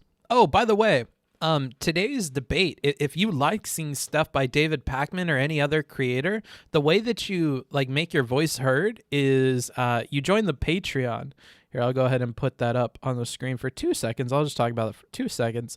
I have a Patreon account now, and I think that that's a better way of supporting me than on Twitch. I appreciate the subs. If you don't want to get advertisements when we're playing video games, if you don't want to, if you want to talk in sub-only mode, if you want to use emotes, whatever the fuck, go ahead and sub. But there's also a Patreon, and on the Patreon, you get to pick what stuff I review. Like, this was selected by the patrons. I gave them a bunch of options, ranging from Dr. K to, I don't remember, Richard Spencer, and they ended up deciding upon this, so we're watching this. But I mean, next week it could be whatever you want. So go ahead and go onto the Patreon. There's a few different tiers, all with different benefits. You can check those out. Then that's always an option for you guys. I really appreciate all the support I've gotten there, and it's definitely helping to improve the stream and stay more consistent with things. I'm a patron. I was just Mimi. Well, you gave me an opportunity to advertise. able to sort of exist in American society, but that because of my Jewish identity, there are still significant areas of, I guess we could call them friction with, for example, someone from some European white person who lives in Wyoming. Without getting into historical generalities, but that because of my Jewish identity, there are still significant areas of, I guess we could call them friction with, for example, someone from some European white person who lives in Wyoming. Without getting into historical generalities, aside from my political differences. Holy shit. Are you guys listening to line by what the fuck? Oh, there's no fucking captions on this video. Oh, you've cucked yourself, David Pakman. Come on, brother. It doesn't cost a lot of money to put captions on this shit. Bruh. What a wonderful, I almost wish I could do a line by line of this one little thing. This is like, when I talk to students, I often tell them that like your intro and your outro paragraphs are, or your intro and your conclusion are the paragraphs where you can be the most like confident. Like the intro, you're trying to like lure people in and have confidence in a marketing sense that what you're selling people is interesting and like worth their time. And then in the conclusion, after like proving all your points, you're meant to come off very cocky, very confident. I like to say that it's like you've been in a marriage for a while. You know about the other person. They know what you're about, and you're able to like speak on that level at the very end. David Pakman has conclusion energy here. He has proven his points, and he is going to emphasize each of the little parts that we have seen previously in this interview here. And he highlights them very well. It converts very well to him talking from like what it would look like on paper, which is why I almost wish I could do a line by line, because this is so good. Kind of conflicted, you could say. Yeah, but Richard, I'm sorry to interrupt, but I'm really trying to drill down with our audience for, you initially said, I've assimilated enough. I'm sorry to interrupt. I'm really trying to drill down for our audience. This is not about me. I'm sorry that I'm interrupting you. Our audience may be lost here. So for the sake of the audience, whom both of us are trying to appeal to, let's go ahead and clarify something real quick. To be able to sort of exist in American society, but that because of my Jewish identity, there are still because of my Jewish identity, there are still, look, he's making a face casually too. Significant areas of, I guess we could significant areas call them friction with, for example, what I could call friction. And he's saying all this in a hypothetical sense because Richard hasn't done a good job of even explaining what the fuck these things would be. And that's the first thing on my mind when I'm listening to him beginning on this point.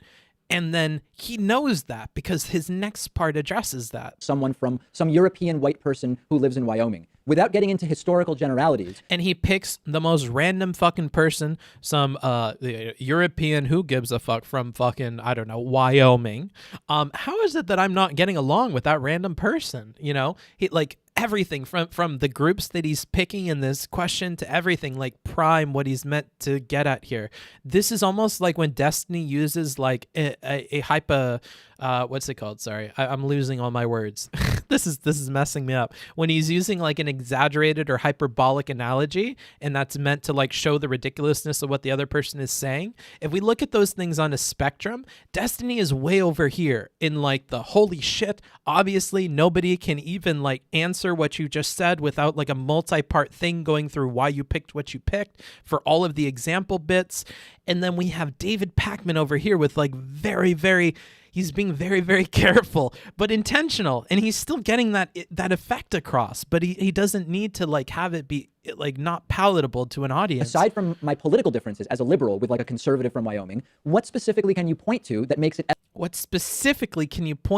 evident that we're just not really compatible? What historical generalities? Someone from some European white person who lives in Wyoming. Without getting into historical generalities. Aside from my political differences. And aside from my political difference, he's disarming him from every single thing he could talk about. He's hitting back on the, oh my God, this is so good. With like a conservative from Wyoming. What specifically can you point to that makes it evident? What specifically can you point to? That we're just not really compatible. That we're just not really that compatible. Like, God, this is just so good. This is so good. I hope this is clear to you guys how like perfect that is after this 23-minute conversation where he's managed to like establish all of that. Even he seems to realize that that was really good. I think the problem here is that I actually am talking in terms of generalities because history takes place in terms of generalities. That most certainly is the problem here. I'm happy that you were able to deduce that after Pakman words it that way. That was the point of wording it that way. It takes place in terms of nations and peoples and civilizations. You're talking in terms of individualism. If you came and had a beer with someone in Wyoming, I'm sure it would all be fine because you're a civilized, upright individual. Yeah. But the fact is, history doesn't... Yeah. Hey, you're preaching to the choir now, buddy. You're starting to sound like me. I really don't think there are these problems that you're trying to paint. Work that way. We have this liberal bias where we want to see people as individuals, and that's a good thing in many ways. But it's not actually a good thing in terms of understanding history. Jewish consciousness, and I'm going to paint... And it's not a good thing in terms of understanding history. And what is the first thing that comes to my mind after David Pakman just said historical generalities? Oh, wait, there it is. Historical generalities, right? Oh, man. He's disarmed him. He can't use his normal talking points because Pakman has essentially poisoned the well for certain approaches that Spencer could take to this. If Spencer takes a historical approach, even if it's specific, even if it's not a generality, the fact that Pakman has labeled, has taken these two things and put them together and made them negative means that he can't take a historical approach. And any historical approach he does take needs to be super specific to overcome the generality statement. And even then, you can fall back on the historical aspect of it and be like, well, you're not talking about anything practical, because Pakman also made it a point to emphasize practical earlier in the discussion. God, so in broad good. strokes here, because obviously we're having conversation. Jewish consciousness in the United States has actually been deeply conflicted. It's on the one hand, it has pointed towards Israel as a, and I'm talking about the more recent Jewish experience. It's pointed towards Israel as a fundamental homeland, Israel has a claim on the heart of millions of Jews here in a way that it simply does not on any Gentile. That is a... Yeah, and you know what? The Catholics are super fucking, dedicated to the Pope. This is some bullshit. This sounds like the fucking problems they had when Kennedy wanted to take office. This is some crazy fucking baloney at this point. A foreign power that has a claim on Jews here that would simply not exist. Oh, this foreign power. Yeah, like the fucking Vatican City. Yeah, we think all the Catholics are going to fucking rise up. I think the Catholics are a bigger problem than the Jewish people that like Israel, bro. Like, this is so fucking silly. What silly fucking stupid logic this is, and it doesn't work no matter which way you dice it. If this were a European Christian nation. This has often led to a kind of conflict in terms of consciousness, where elite Jews, intellectual Jews, have been at the vanguard of promoting many liberal and left-wing policies. They've been at the vanguard of promoting things like civil rights. They've been at the vanguard of promoting things like mass immigration. Yeah. What? It's interesting to see this couched in this way, as if these are such incompatibilities. Jews, like many groups, have been at the forefront of promoting civil rights. Oh, Richard, you can't get in there, buddy. Don't try, bro. Just let Pakman say his thing, bro. You've been thoroughly defeated, bro. Sit down. Right. I just am not seeing that even now, going from the individual to generalities, that these cause conflicts.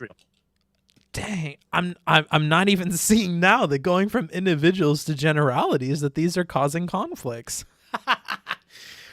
In this, I don't see now, even after going from individuals to generalities, is still going back to that technique we talked about before, where you're going to mimic the speech of the other person. What Pakman is referring to is earlier, just now, when this guy was talking about, well, yeah, of course, because I'm talking in historical generalities, so that's why we're on generalities. Like, and he's touching on that in his response. So, like, even if you wanted to suspect that all of this is planned from Pakman, this inclusion of like the terms, how they're using them and all of that shows that he's creating this on the fly too. The same Jews that would... Oh man, you're struggling. ...promote mass immigration towards the United States and even towards Europe would not promote the same kinds of policies in Israel. The fact is, Israel is an ethno-state. It is a Jewish state. It is a Jewish nationalist... It sounds like you're just jealous of Israel, buddy. ...order in the Middle East. Jews do not view the United States as that. And indeed, many Jews view someone like myself as inherently bad for the Jews, as hostile towards the Jews.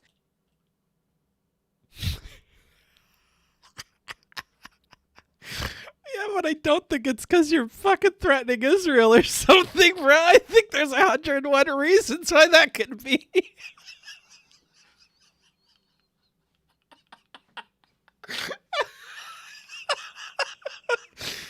He said, unironically, exactly.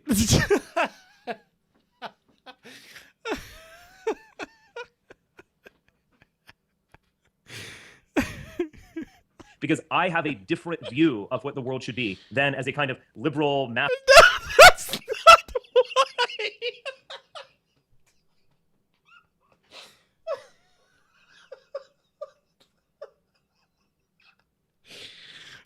They hate me because they ate me, bro. They hate me because I have this picture of the future.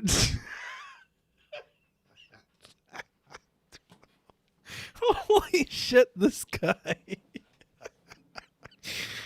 Oh my goodness. They hated him because he spoke the truth. I don't hate the Jews hate me, frowny face. Oh. Mass immigration, multicultural world. Many Jews feel more comfortable in a world that is based on liberal ideology, based on civil rights, based on mass immigration. And they feel less comfortable in a world that is based on European identity, for the simple reason that even if Jews have assimilated to a great extent, they are still fundamentally Jews. Okay. I don't. All right, let's Like, at the end of the day, brother, David, you can slice this any way you want, buddy, but at the end of the day, they're just Jews. You know what I mean? Like, come on, David. Wink, wink, nudge, nudge, blowing on the dog whistle. Come on, brother. Get on board. Choo choo. Fucking. Good God. Anti-Semitism Express. put a pause on this just because I can tell we may not get further than we've gotten so far. I think people maybe have a sense of where you're coming from on this. Let's I think maybe people have a sense of where you're coming from on this. talk about this weekend, and I want to talk about Trump a little bit. So this weekend you were at an inauguration-related event, and you were punched. Oh, man, we're moving way off of the topic now? I didn't make it this far in. Damn. Yeah, he's done. He's done. It's over. It ended here. I mean, we could stop it here. I think this is the point. But now we're just going to go into more stuff. Wow, this is really great. Don't get mad, but it's hard to hear what we're listening to when you're laughing. Okay. I'll try to keep it under wraps, dude. Are you crying? I literally was, dude. I have tears coming out of my eyes. I cannot believe that he said that shit. That kills me, bro.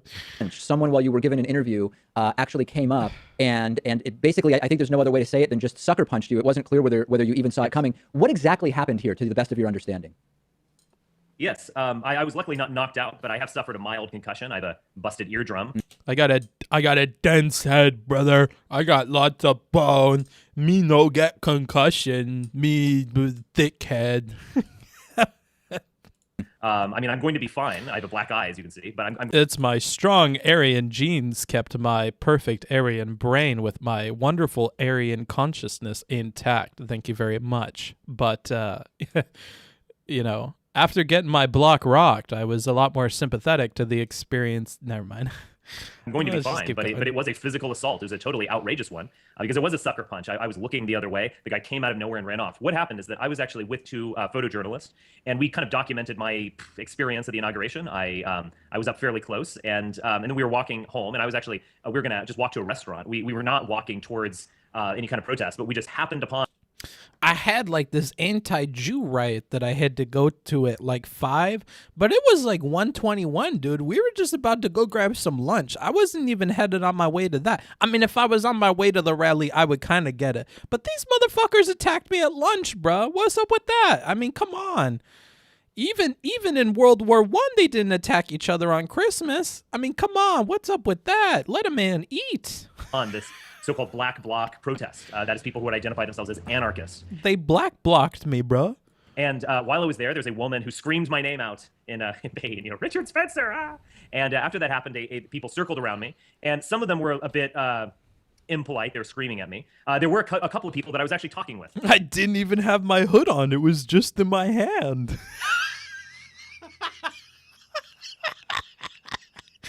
I was just wearing my robes, dude. I could have been anything, bro. I could have been a Muslim. They didn't know. I didn't have my hood on. Holy shit. This is so bad. And I've done this before, you know, kind of engaging with enemies.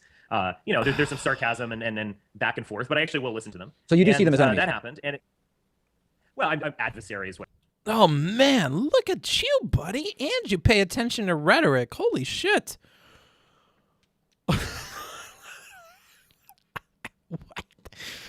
Who are you? Who are you? Do you stream on Twitch? I'm really digging you, dude. You're paying attention at all the right levels. I like that. What have you? Of course, they fundamentally disagree with me politically. Yeah, sure. Okay. So I was, I was actually, while I was speaking with one, I think it's the same person who did this. He came out of nowhere and he actually punched me in the face, and it was kind of glam. I could have been one of those weird Spanish priests. You don't know.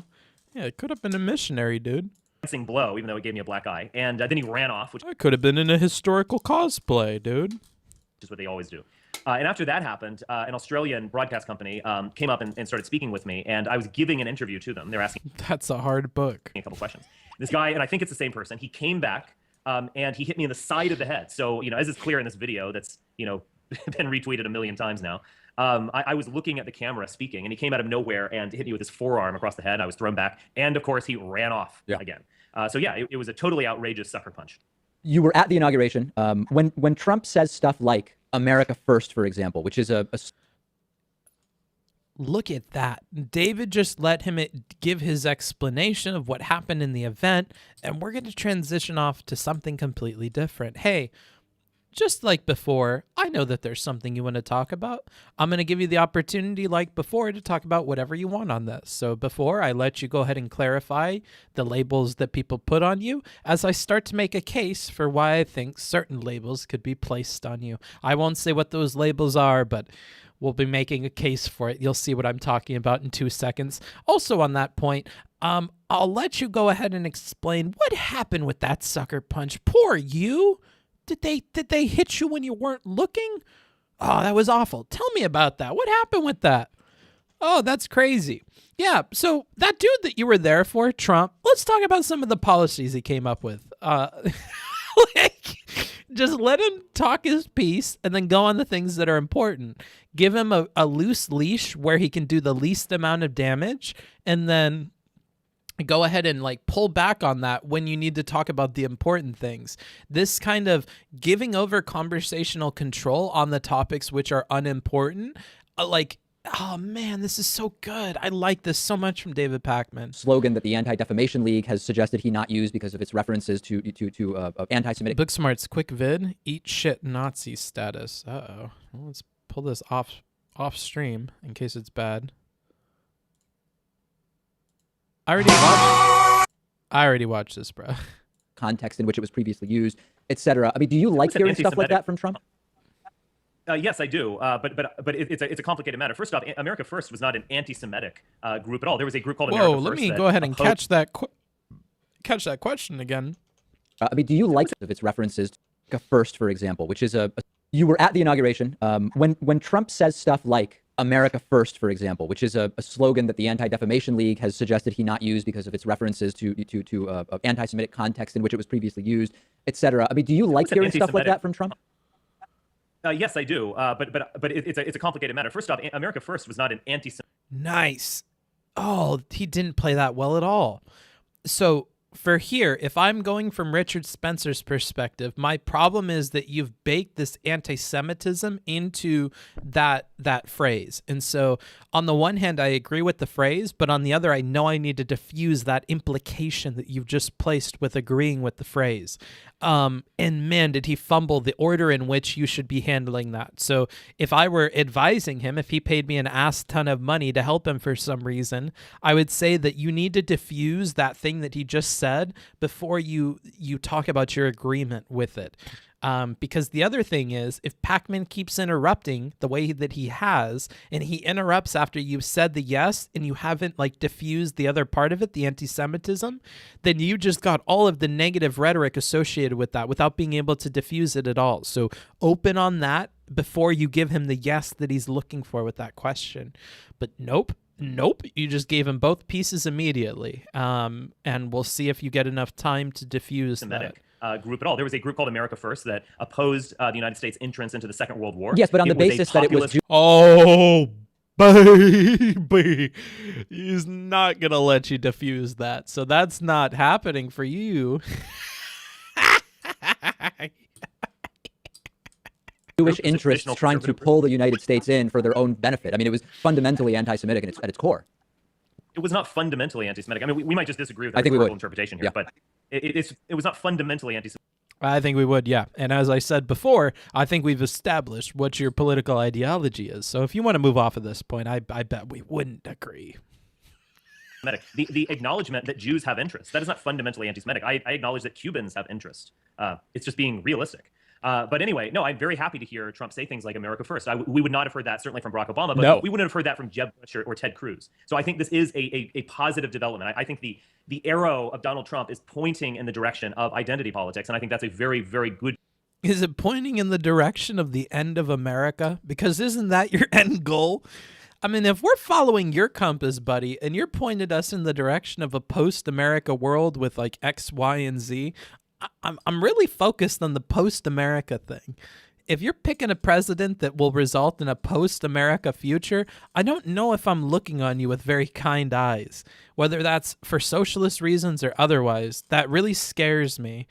I don't know if that's the case for you guys, but hey, yo, what up, 8 Mouse? Thing. Okay, so on that note, and I really want to get to the nitty-gritty on this because there's so many different views on this from alt-right. Oh, man, yeah, interrupt him again. Holy shit. Yeah, you've won it. Remember how I talked about your tone can change in your conclusion because you've gotten all your points across? He's done all of the body paragraphs, and now we're on the conclusion. So now he's going to hammer home a lot of this stuff. We're going to pick up the pace. We're not going to give Spencer an opportunity to elaborate on any points that we think are going to help him out of the rut that he's created for himself throughout the rest of the conversation. Oh man, this is great. So to speak. How much do you really think that is part of the white nationalist agenda might be accomplished under Trump? And the other question I have, and hopefully we can get to these somewhat succinctly, is how do you rationalize Trump having a Jewish daughter, son-in-law, and grandchildren with the identitarian identity politics stuff that is compatible with your white nationalism? Do you just sort of ignore that or excuse it? I don't ignore it. All I'm saying is that Trump seems to be moving in this direction. Trump is not going to be a true alt-right president. Excuse me. He's just simply not going to be that. But is this movement, is his civic nationalism pointing in our direction? I would say yes, because history is pointing in the direction of identitarianism. Now, Trump, again, he is not. I mean, it depends on which direction you're looking. I mean, if you're looking from the past looking forward, no, it doesn't. But if you're looking from the forward to the past, it most certainly does. Book fucker. Farther back you go, the more I think you see people with your ideology, buddy. You got the arrow of time wrong, my dude. You're living in a fucking dimension where we go to the past direction. We're moving in the future, buddy. You're looking the wrong way. Stop, David. He's already dead. Not a white nationalist. He actually explicitly said, in a rather cliched terms, I think Stephen Miller should up his game a little bit, to be honest. Hi, I'm new. Hi, Belle. But whatever color we are, we all bleed red, white, and blue. You know, something from a 1980s action movie. You hate that, right? I mean, that's just vile to a white nationalist. It's not vile. It's rather lame, to be honest. Okay. But what he is saying is a kind of civic nationalism. I think Trump is. Was it as lame as when you had an Asian girlfriend, dude? How does that rate on a scale from 0 to cucking your race for the Jewish people, bro? This is where I wish Deepak was more Destiny-like, dude. Now is the time for memes. Now is the time to smash his face into the shitty pile of argument that he's strewn together here. Holy shit. Yeah, I mean, when you've already got him pegged as the Nazi, dude, you may as well roast him. But so he is kind of pointing towards identitarianism. For staying, I think in another level, maybe in a primary way, he is a last gasp of American civic nationalism, a last gasp of the American civic nationalism of the mid-20th century. And that was, remember, an overwhelmingly white country. You know, it warms my heart to hear the white supremacist guys say that Donald Trump is the last gasp of something that he's happy about. I gotta say, that's the first thing Richard Spencer has said, which has reassured me, is that he says, this guy is the last gasp of something I'm in love with. All right, well, that's good to hear. It was 85 to 90% white in terms of its population, but it was 100% white in terms of its culture. Yeah, he's got the black eye from getting punched. Popular and high culture and so on. He's gesturing towards that. Trump is retrograde in a way. He's trying to revive civic nationalism from the mid-20th century. I don't think that will work for a number of reasons. First off, I think a civic nationalist identity is impossible in a multiracial country. But I think more than that, civic nationalism nationalism of the Trumpian variety is viewed as unbearably white by non-whites, by many Jews, by many people who are left-wing or liberal. They view it quite correctly as an avatar. As an avatar of identity politics, as a kind of white America reasserting itself. So in this way, Trump is quite correctly, mind you, because I do You have think to form he's these a white opinions supremacist, yourself. but You can't cut to the chase. is a white. Drawing your own conclusions is the chase. thanks. Can't believe I'd actually much rather listen to Richard Spencer talk instead of Jack. Allison. That's a reference to the conversations that Destiny has been having with Jack AM, a podcaster who may have some issues with talking to people. He may have a couple of problems. White nationalist, so to speak. He's alt-right, whether he likes it or not. And I don't mean that in the sense that he consciously, explicitly agrees with me. He doesn't. But I mean that in the sense that his version of civic nationalism is just irredeemably white from the viewpoint of people who see the future of America as a kind of neutral platform for the world, as a multiracial, multicultural country that has no real identity of its own. So Trump is caught in this contradiction. He's trying to be raceless, but he's being extremely racial at the same time. Well, I think you've explained very well how this analysis that while Trump is not a white nationalist, his rhetoric has really interested many white nationalists. So who better? In case you were wondering why Deepak was letting him talk, it's because he's making Deepak's argument for him here. Fucking wonderful. God damn it. You're my new favorite, okay? If I have a favorite He list, who desires he's but my new acts favorite. not breeds pestilence. So I'm just gonna go ahead and say that right now. Thank you for that. I appreciate that. Jazzist. Man, I like you, David Pakman. I like you a lot. Better than a white nationalist to explain it to us. Richard, we are out of time, but real quick, You're welcome. I heard that will you denounce Adolf Hitler? I heard you don't denounce Adolf Hitler when asked about that. National Socialism was a disaster. The 20th century was pretty much a disaster. Yeah, but do you denounce the actions of Adolf Hitler? I'm not going to play this game. Oh, it's not a you game. Throw out historical figures and I denounce them. I mean, do you denounce Stalin? Do you denounce Pol Pot? I mean, look, Yeah. the National Socialist Germany, it's part of history. It's not. Oh, I love him. Oh my god. Oh my god. I'm going to DM him after this. I want to talk to this guy. I would do hours of prep to talk to this guy. Hey, I love this guy. All right. Oh man. This guy seems cool.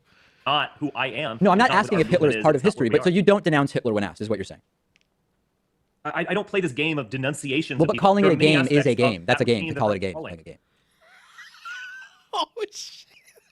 I mean, quite frankly, you're the one making it a game here, Mr. Spencer. Well, now you're the one making the game, Mr. Spencer. Oh, man. What? To call it a game is playing a game. Do you condemn the KKK? Wow. He knows when to just jump off, too, and go back to the question. The KKK? I mean... Yeah, you've heard of them, right? Again, Or I are you don't- like Trump? You've not heard of that? Yeah, I've heard of them. Look, the KKK, I mean, I don't know if we have time to talk about this. I mean, the KKK... the 19th century KKK has nothing to do with where we are now. It's a historical thing. The second Klan was not engaged in violence, by the way. It was a... Why do you know so much about the KKK? Oh, my God. Historian of the whites, by the way.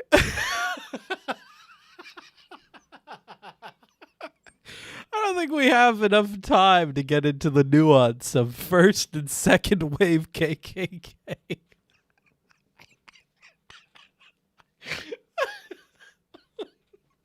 What a tremendous loss, dude. What a tremendous loss. I haven't seen a loss this big since Trump. Holy shit. kind of Americanist group. Okay, so you don't denounce them. That's okay. I mean, I'm just asking. I'm not going to denounce these historical things. A non-answer is an answer here, you dumb fuck, and he just capitalized on that fact. Oh my god. What a fucking legend this guy is. Oh my goodness. Things that don't really have any resonance to where we are. If someone in my movement ever claimed that he was going to engage in violence, I would denounce him in a second. Absolutely. All right. Well, we'll hold you to that. I'm not going to be burdened by history. Okay.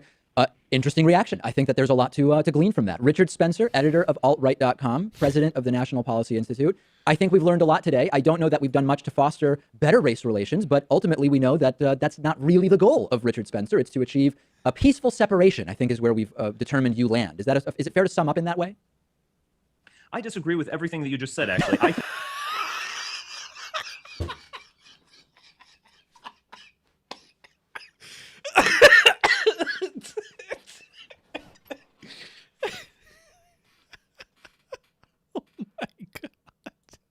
I think having a respectful, rational discussion is the best way for there to be good relations between. I think we got to talk more about this, David. I don't think you're picking up what I'm putting down.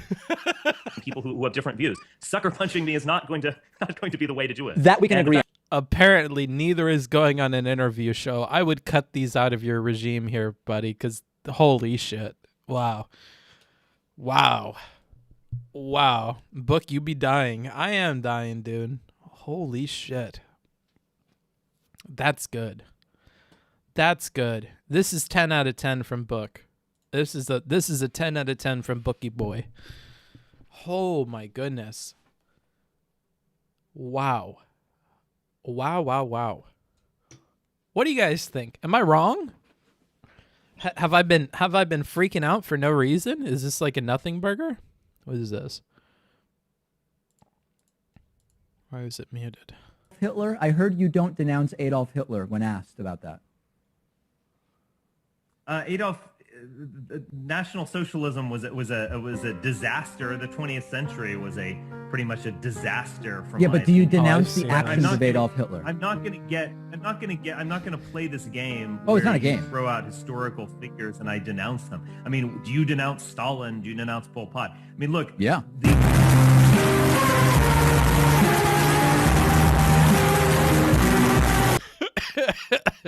That's good. Oh man, Pakman feels like a rhetorical judo expert. Yeah, in this particular one for sure. Timba used this debate as an example of how to hold questionable people accountable as opposed to Dave Rubin. Ooh, good example. Loud do be funny sometime. True. This went way better than I was expecting. A pleasant surprise. Richard is very slippery, and Pakman handled that beautifully. Yeah, he did. Pakman did a very, very good job of managing what are typically like really troublesome traits of people like this. Slippery is a good way of classifying most of the stuff that happens with that. Yeah. Again, I think a huge thing is making sure that the expectations for the conversation are set from the very beginning, that you establish control over the flow of the conversation.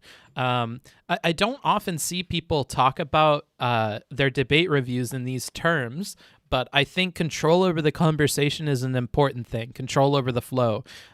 It was something, again, I said this earlier, but we saw this in Milo Yiannopoulos versus Jangles Science Lad. Having some kind of control over when topics switch, when we persist on a topic, or when we leave a topic is huge. Because if you can create the expectation that you are the person that sets the tone and you are the person that sets the topic, then if at any point you need to change off of something or focus on something or whatever, that's a power that you have in your back pocket that you can use, right? And the other person can challenge you on that later, but it's really awkward if they do that. They're gambling more and more rhetorical capital every time they try to fight you on a topic change or fight you on the persisting onto a topic. And the persisting on the topic is the most powerful one that you have. And it's one that Pakman used at multiple points during this debate, right? So he held his ability to control the flow for the purpose of maintaining or sticking to a single point, because that's going to be what's best for his argument. And that's the most difficult for the person who does not have that power, does not have the power of changing the direction or the flow of the conversation to fight against. Because if you try to, it appears to be pivoting, right? And pivoting is something I've found that the online community really doesn't like, right? And so if at any point you are the person who is in control of the flow of the conversation, the other person wants to get off of a topic, you want to persist on it, you can always go to the pivoting thing. If you can highlight the fact that the other person seems to be pivoting or avoiding the question or something like that, you can impact a great toll on them for trying that, right? Just for merely trying to change the topic or address it in a roundabout way, you can make them look bad. And Pakman uses this, but he uses it very intelligently. He doesn't strong arm this guy. He will often like downplay it. He'll say something like, you know, for the sake of the audience, or like to help the audience, to clarify for the audience, or to like these sorts of things, putting this onto the audience instead of just straight up being like, oh my God, I can't believe you're pivoting right now. You can't answer a single fucking question. Like, I feel like that's a very immature way of handling it compared to this. Like, but you had the same benefit in both. You had the same position in both. But the way rhetorically you chose to handle that, one is way better than the other. And so I like seeing this alternative. I like seeing that, like, when he's put in that position of power, he makes a decision to do something different. He chooses to talk about the audience, and it's about the audience. It's not about me. It's not about what my argument is. It's not about how you're illogical. It's not about these like random things that nobody cares about except for you and me. It's about the audience. It's about what they're seeing. It's about the picture that you're painting, like this kind of thing. And it also brings the attention of the other person to the picture that is being painted in the minds of the viewers. And moreover, it brings the viewers' attention to the picture that is being painted in a general sense, more so than what David Pakman believes or what Richard Spencer believes. So if I'm talking about, well, the audience is probably keying into this, or if I was an audience member right now, I would be wondering XYZ. Even if I'm an audience member that doesn't believe in those things, the fact that you're saying those is having an impact on me in real time. It's priming me for how I should be interpreting the conversation, in much the same way that when Destiny is taking notes on a conversation that he's having and he puts the notes on the screen, what does his entire audience think? Oh, this must be the argument that this person made earlier. Oh, they're arguing in these terms. They're focused on these things. You're priming the audience for what they're meant to expect out of the conversation. You're priming them for the levels at which you want them to be listening, for the terms you want them to key into and stuff like that.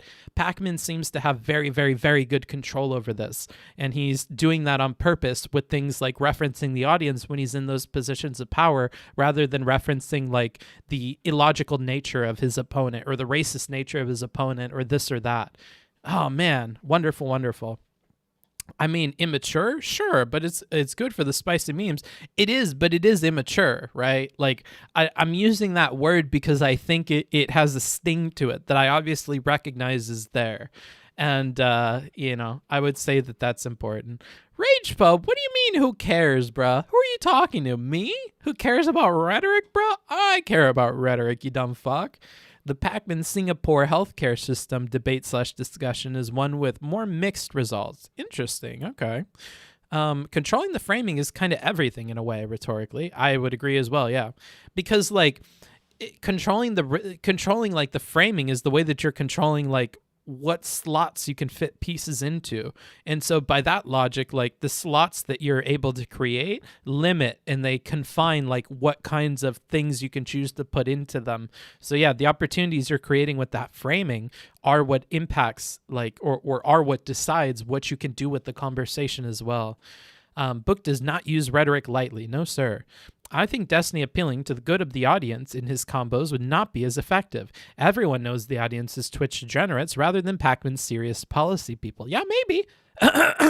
And like, this isn't to say that Destiny should do this. This is to point out how two different people handle these places. I think that you guys are uncomfortable with the way that I'm framing it because I said immature, but that's my opinion. Like, you can have a different opinion, and that opinion can come from a billion different reasons. Like, it could be that you think that for his audience he has to act this way, or he has a brand so he acts this way, or because the DGGers want him to act this way, he has to act this way. That's fine. That's all the performative nature of Twitch stuff, right? There's a lot of performative like decisions that you have to make in terms of who you're catering to and who is going to stay on board. That's also a part of the rhetoric there. Like, I'm not saying that he can just like opt for what David Pakman is doing here. I'm sure that there's things in terms of audience and like coverage and history and whatever that makes it easier for Pakman to be able to make these choices. But that doesn't change that like they are more mature choices in my opinion. And I think it is worth like using that adjective to describe them, even if it makes like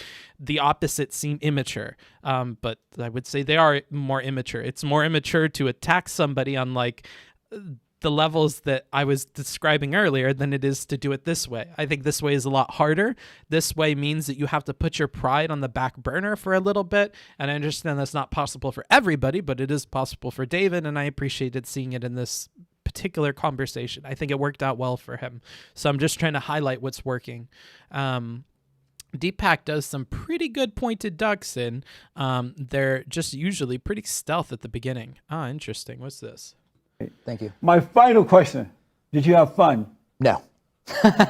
You did not. No, listen, I think that this is, in 1,000 years, when the sociologists and the philosophers try to figure out what exactly happened in the United States right around this time, this type of conversation is going to be incredibly informative for them. So I'm glad to have participated in it. Good.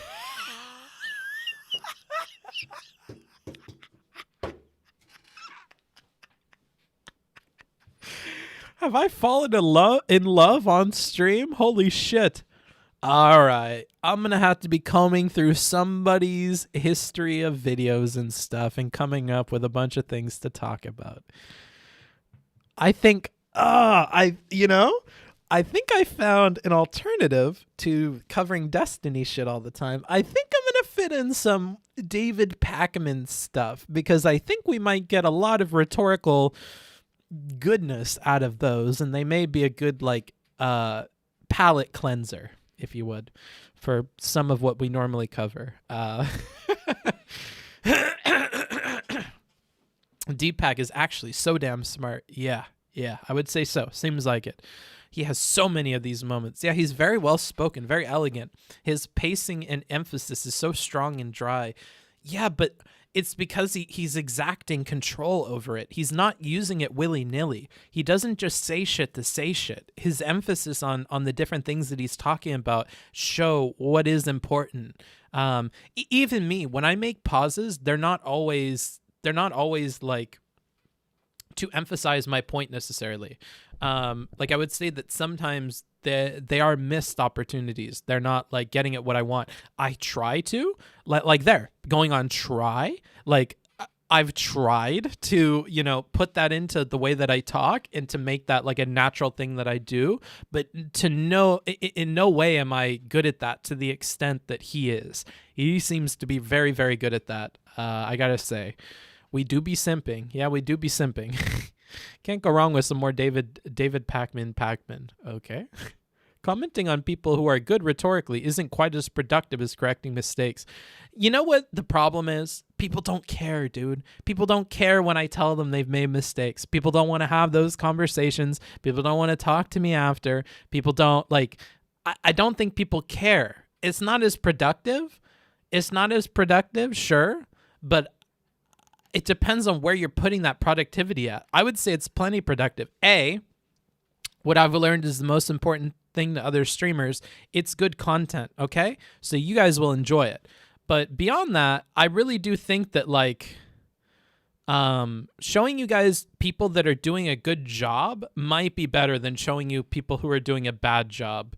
I've done a year of covering people doing bad jobs. If you want to see people doing bad jobs, you can look at all of my VODs. You can look at my YouTube channel. You can look at all of my advice. That exists. That's out there, guys. I'm sorry. I've given advice to the big creators who do this too. I've covered Vosh. I've covered Destiny. I've covered I've covered Dario. I've covered panels. I've covered fucking everything.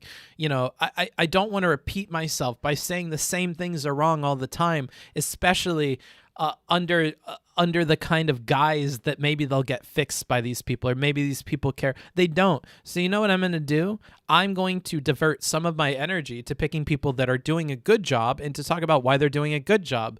That's why I did the Destiny video where he's being patient with the Jack AM dude, even if the Jack AM dude is fucking crazy. And am I focused on helping the Jack dude make good arguments? No. I'm focused on highlighting how Destiny is handling that very, very well and how he's remaining calm. In much the same way here, I'm not going to tell Richard Spencer how he can improve every single point at which he fails. I'm going to talk about why David Pakman performed well here. And I really think those are going to be better videos. Sad but true. Yeah, quite honestly, sad but true. That doesn't mean that we don't do those. Obviously, I love correcting people. I love giving advice that I'm probably not meant to give, right? That's like the whole Booksmarts brand. So, you know, I'll still do that, but I would like to focus on conversations where people are performing well. I think that's very nice, at least for me as the reviewer, to go through. Because the other thing is, I don't want to just shit on people all day. I don't want to just sit here and shit on both interlocutors like they both fucked up the whole thing. Like that's not exactly fun. You know, it doesn't exactly feel good. It's not my dharma, I don't think. And mix would be good in my opinion. I think correcting people's rhetorical failures will be popular content, but the real value will be breaking down the big brain rhetoric like Pakman's. Yeah, probably.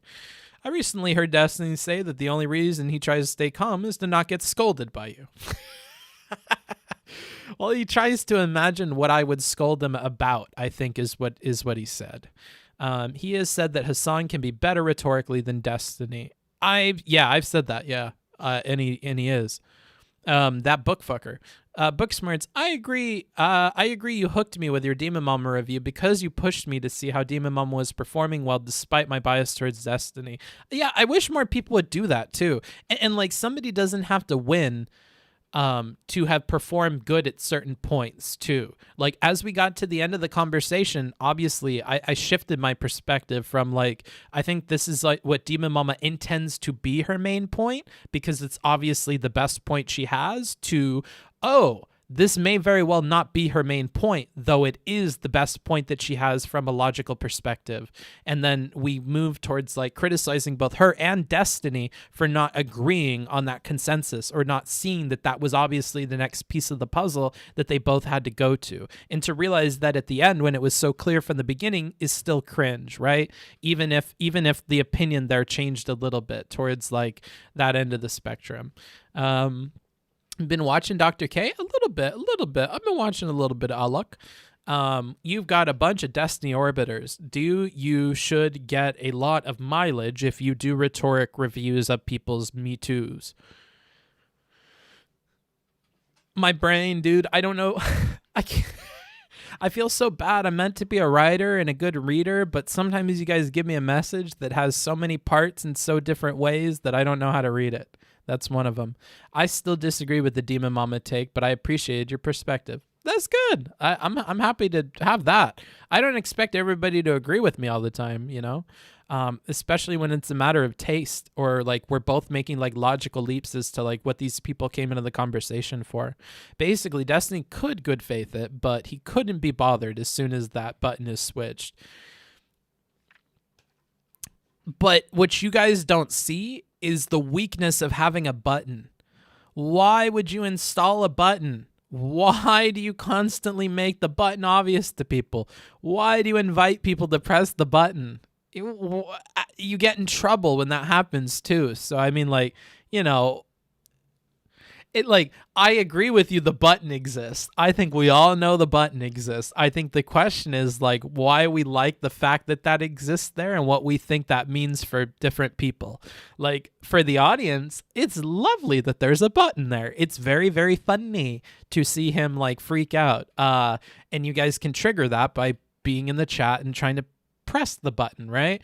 But the button being there and him making that an obvious thing to people is also a ginormous weakness that gets them in trouble. So, you know, I like the guy and I want to like help him. So every time I try to low-key point out that the button is there and people are taking advantage of it, you know, but any YouTube chat love? I read all of the chats, dude. They're all in front of me. I'm reading all of them. I guess I never watch him. You also need to be deep in the Destiny ecosystem to enjoy him. Maybe. It's a multifunctional button. Yeah, kind of. I can be very rhetorically effective. Just please don't mention these following points. Just don't start sounding like a leftist. Otherwise, I'm going to fucking rip you apart. I like the button, but I really think he overuses it. Lately, yeah. It's the mad button from Doctor Strange. Booksmarts reads YouTube chat more than any other streamer. True. It's because I'm looking at the restream chat and it has both of you guys on it. I'm going to commit the cardinal sin. I'm going to look at my numbers on restream right now. I'm interested how many people are on the YouTube. It feels like a lot today. There's a lot of YouTube chatters. Whoops. I feel seen. Yeah, you guys are seen, so you should feel that way for sure. Let's see here. I'm interested. I got a sneaking. Wait, I don't care about this. I want to know. How many viewers I have. Can you tell me? Wow. Almost the same amount that I have on Twitch. That's fucking nutty. That's nutty. Destiny out here placing claymores the wrong way around. That was a good way of putting it, rat fucker. YouTube is much better on mobile. Yeah, I know. That's why I try to stream on both for the people that prefer YouTube. Because for the people that prefer YouTube, they don't want to go back to the other shit. So to those people, I try to help them by streaming on YouTube because it's trivial from my end. I just have to change the output of the stream. It's not that hard.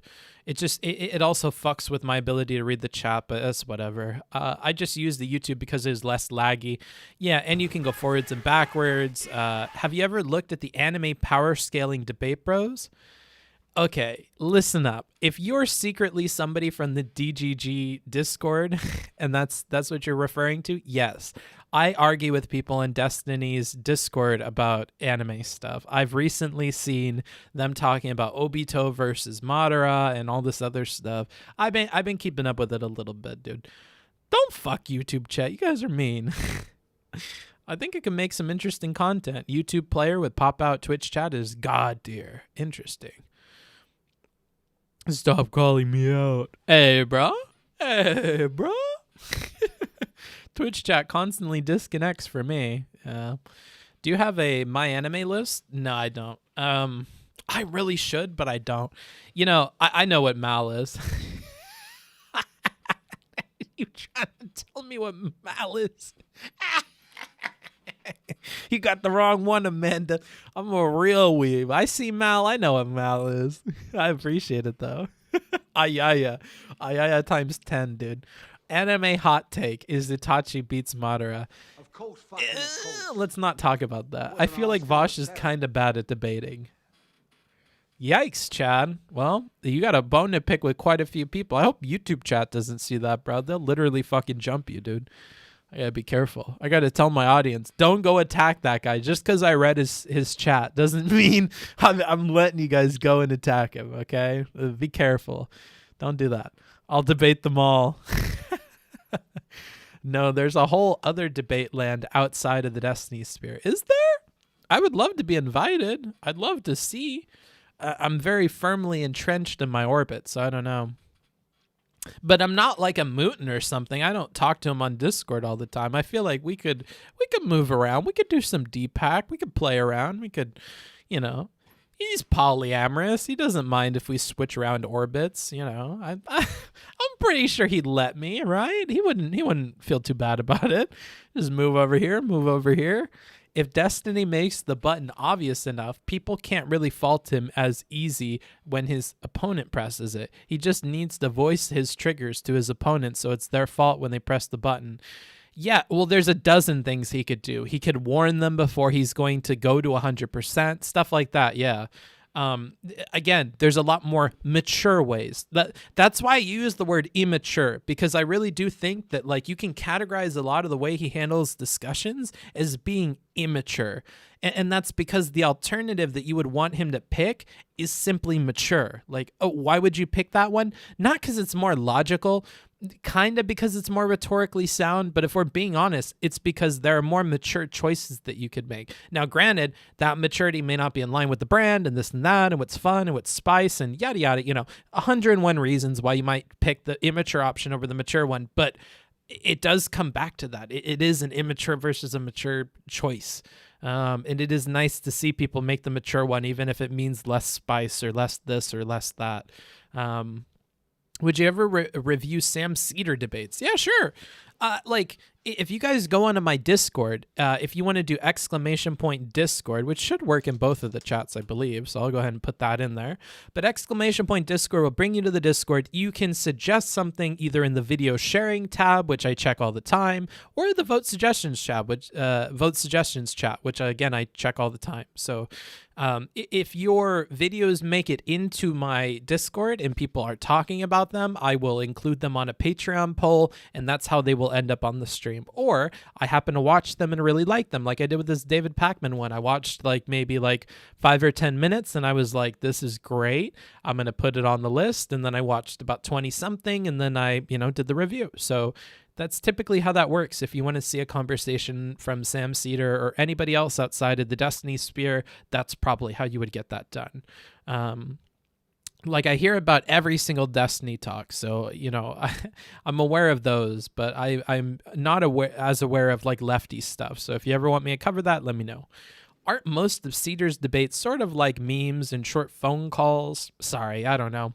I've only seen the proper ones with Tim and Charlie Kirk. I don't know, dude. I think one time he felt his brand was the more edgy one, but in my opinion, his Logic brand would be better for him in many ways. Yeah, but it's not as fun. I think fun is a huge reason for him, dude. Debating libertarians not being a libertarian. What? I like Sam Cedar a lot, but everyone else on his show is so insufferable that I almost never watch him for long. Jesus Christ. Destiny versus Joe? Joe Mama? Who's Joe? How do you think the last Big Mad Convo went? Big Mad Convo. You mean with Jack AM again? The second Jack AM? I haven't seen the second Jack AM. Oh, Joe Biden. Oh, Joe Mama. Yeah, okay, Joe Mama. Yeah, I caught you, dude.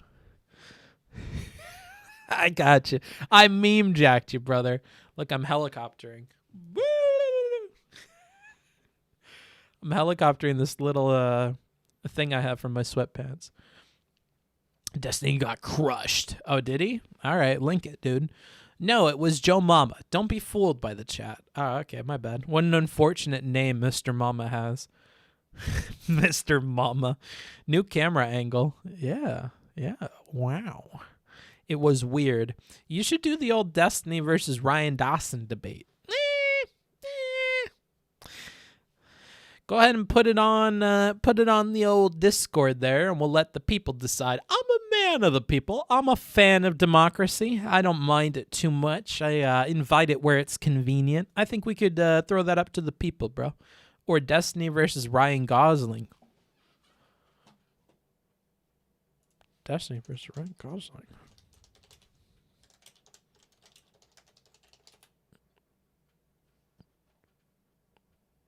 You lying piece of shit. There's no fucking Destiny versus... Shut the fuck up, bro. Who said that shit? Borio? Come on, brother. Don't hit me with that. Debated. Yeah, shut the fuck up. Whatever. Ryan Gosling on these nuts. Yeah, I bet you do wish that you could get Ryan Gosling down to your nuts, dude. If you ever want to see the least productive convo ever, what? That one? Destiny's Burns didn't seem good enough to justify having the dude on the second time. Yeah, I don't know. After inviting him on the first time, I don't know. It's like the Anna Frills thing, dude. I don't know. I said this before on the Doom stream, but I don't know if that's even ethical to do, but I don't want to argue with him about it. We each run our channels our separate ways. I don't know if I would feel super comfortable having people like that on. I think people like that may have problems, and he may be hurting their life by doing that. Have you pursued the Ridiculous Skeptic 1v5s from a few years ago? No, I don't know who the Ridiculous Skeptic is. You should do a stream on how to successfully subvert honest discourse with bad faith weasel tactics. Why would I do that? Destiny has a whole stream.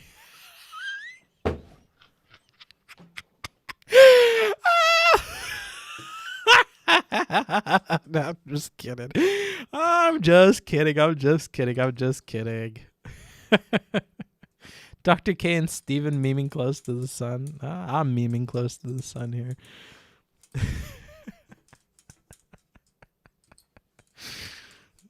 Oh shit. Bad Faith Weasel would be a good username. Okay. How many hours have we been streaming? Are we all done? I think we might be done here. I don't think there's much more for us to do. You guys hate it when I say that. I'm going to run a 60-second ad break. If you don't want to get an ad, it's very fucking simple. All you have to do is connect your Prime and use your Prime, and you get a free sub every month. And if you fucking use that up on Destiny or somebody else, bro, come on. It's only $5.99. It's only $5. Come on. Everybody can afford $5. And if you can't, you know what's really cool? You could spend less than that. You know where you could spend less than that and still get some bang for your buck? You can go on patreon.com/booksmarts. That guy could really use your help. And you know who won't be taking half of the money? Twitch won't be taking half the money on there. So if you only have $3 to spare and you don't have $5 and you're not quite there and you spent your Prime, there's no fucking excuse. Get on the Patreon. You can look up the link while you're watching this ad. And I'll take my fucking 20 cents that I get from running my ad. I use YouTube Premium. Well, you guys don't get an ad because I don't know how to serve you ads, so you're lucky. I mean, it's not like it's $20. Plug the Patreon, smack the patrons with 12 ads per stream worth. Well, the patrons don't want ads. They picked the wrong place to invest their money. They should have gotten a Twitch Prime. Quick meme, BBC Shapiro interview is more content. No, I don't want more content, bro. I want to be done. I need to finish editing videos for the YouTube. I'm pretty sure I got to finish that. I'm surprised that wasn't already taken. Yeah, me too. Kind of, a little bit. Here, let's check out this clip. What's this clip? You should do a stream on how to successfully subvert honest discourse with bad faith weasel tactics. Why would I do that? Destiny has a whole stream. You should do a...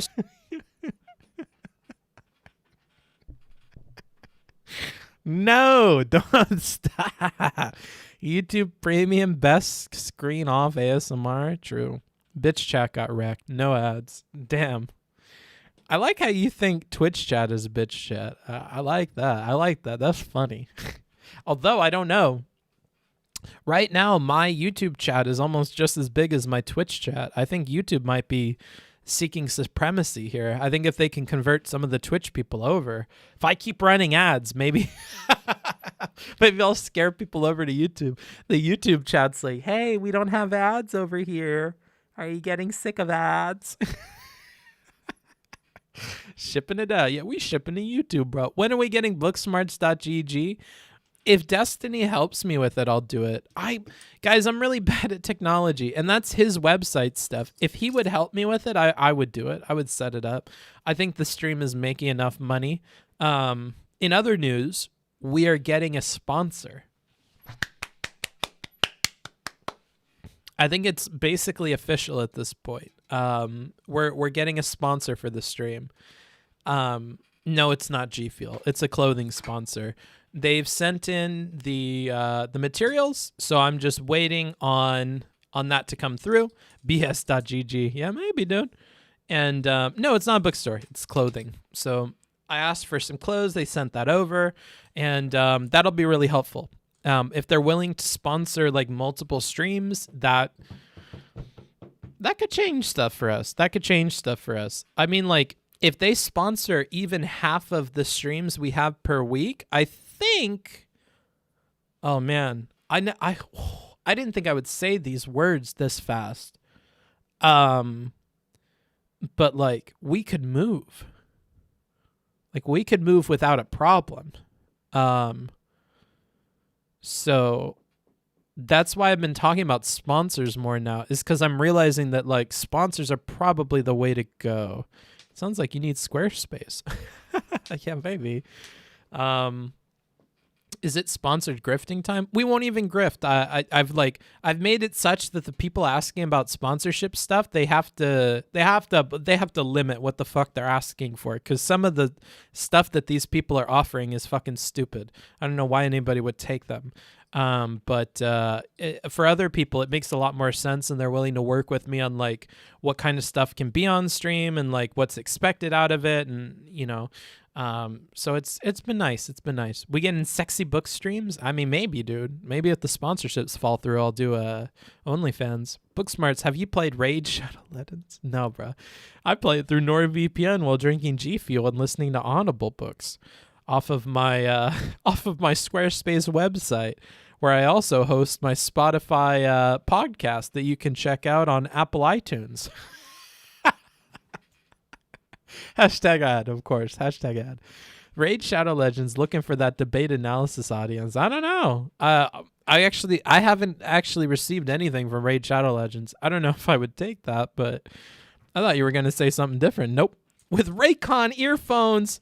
Yeah, true. While listening to them through my Raycon earphones, whose noise isolation is good, but it's not the best on the market. So I go ahead and slap some Sennheiser HD whatevers over the top of them, and then I wear a 100 Thieves hoodie with my whatever. A lot of sponsor stuff.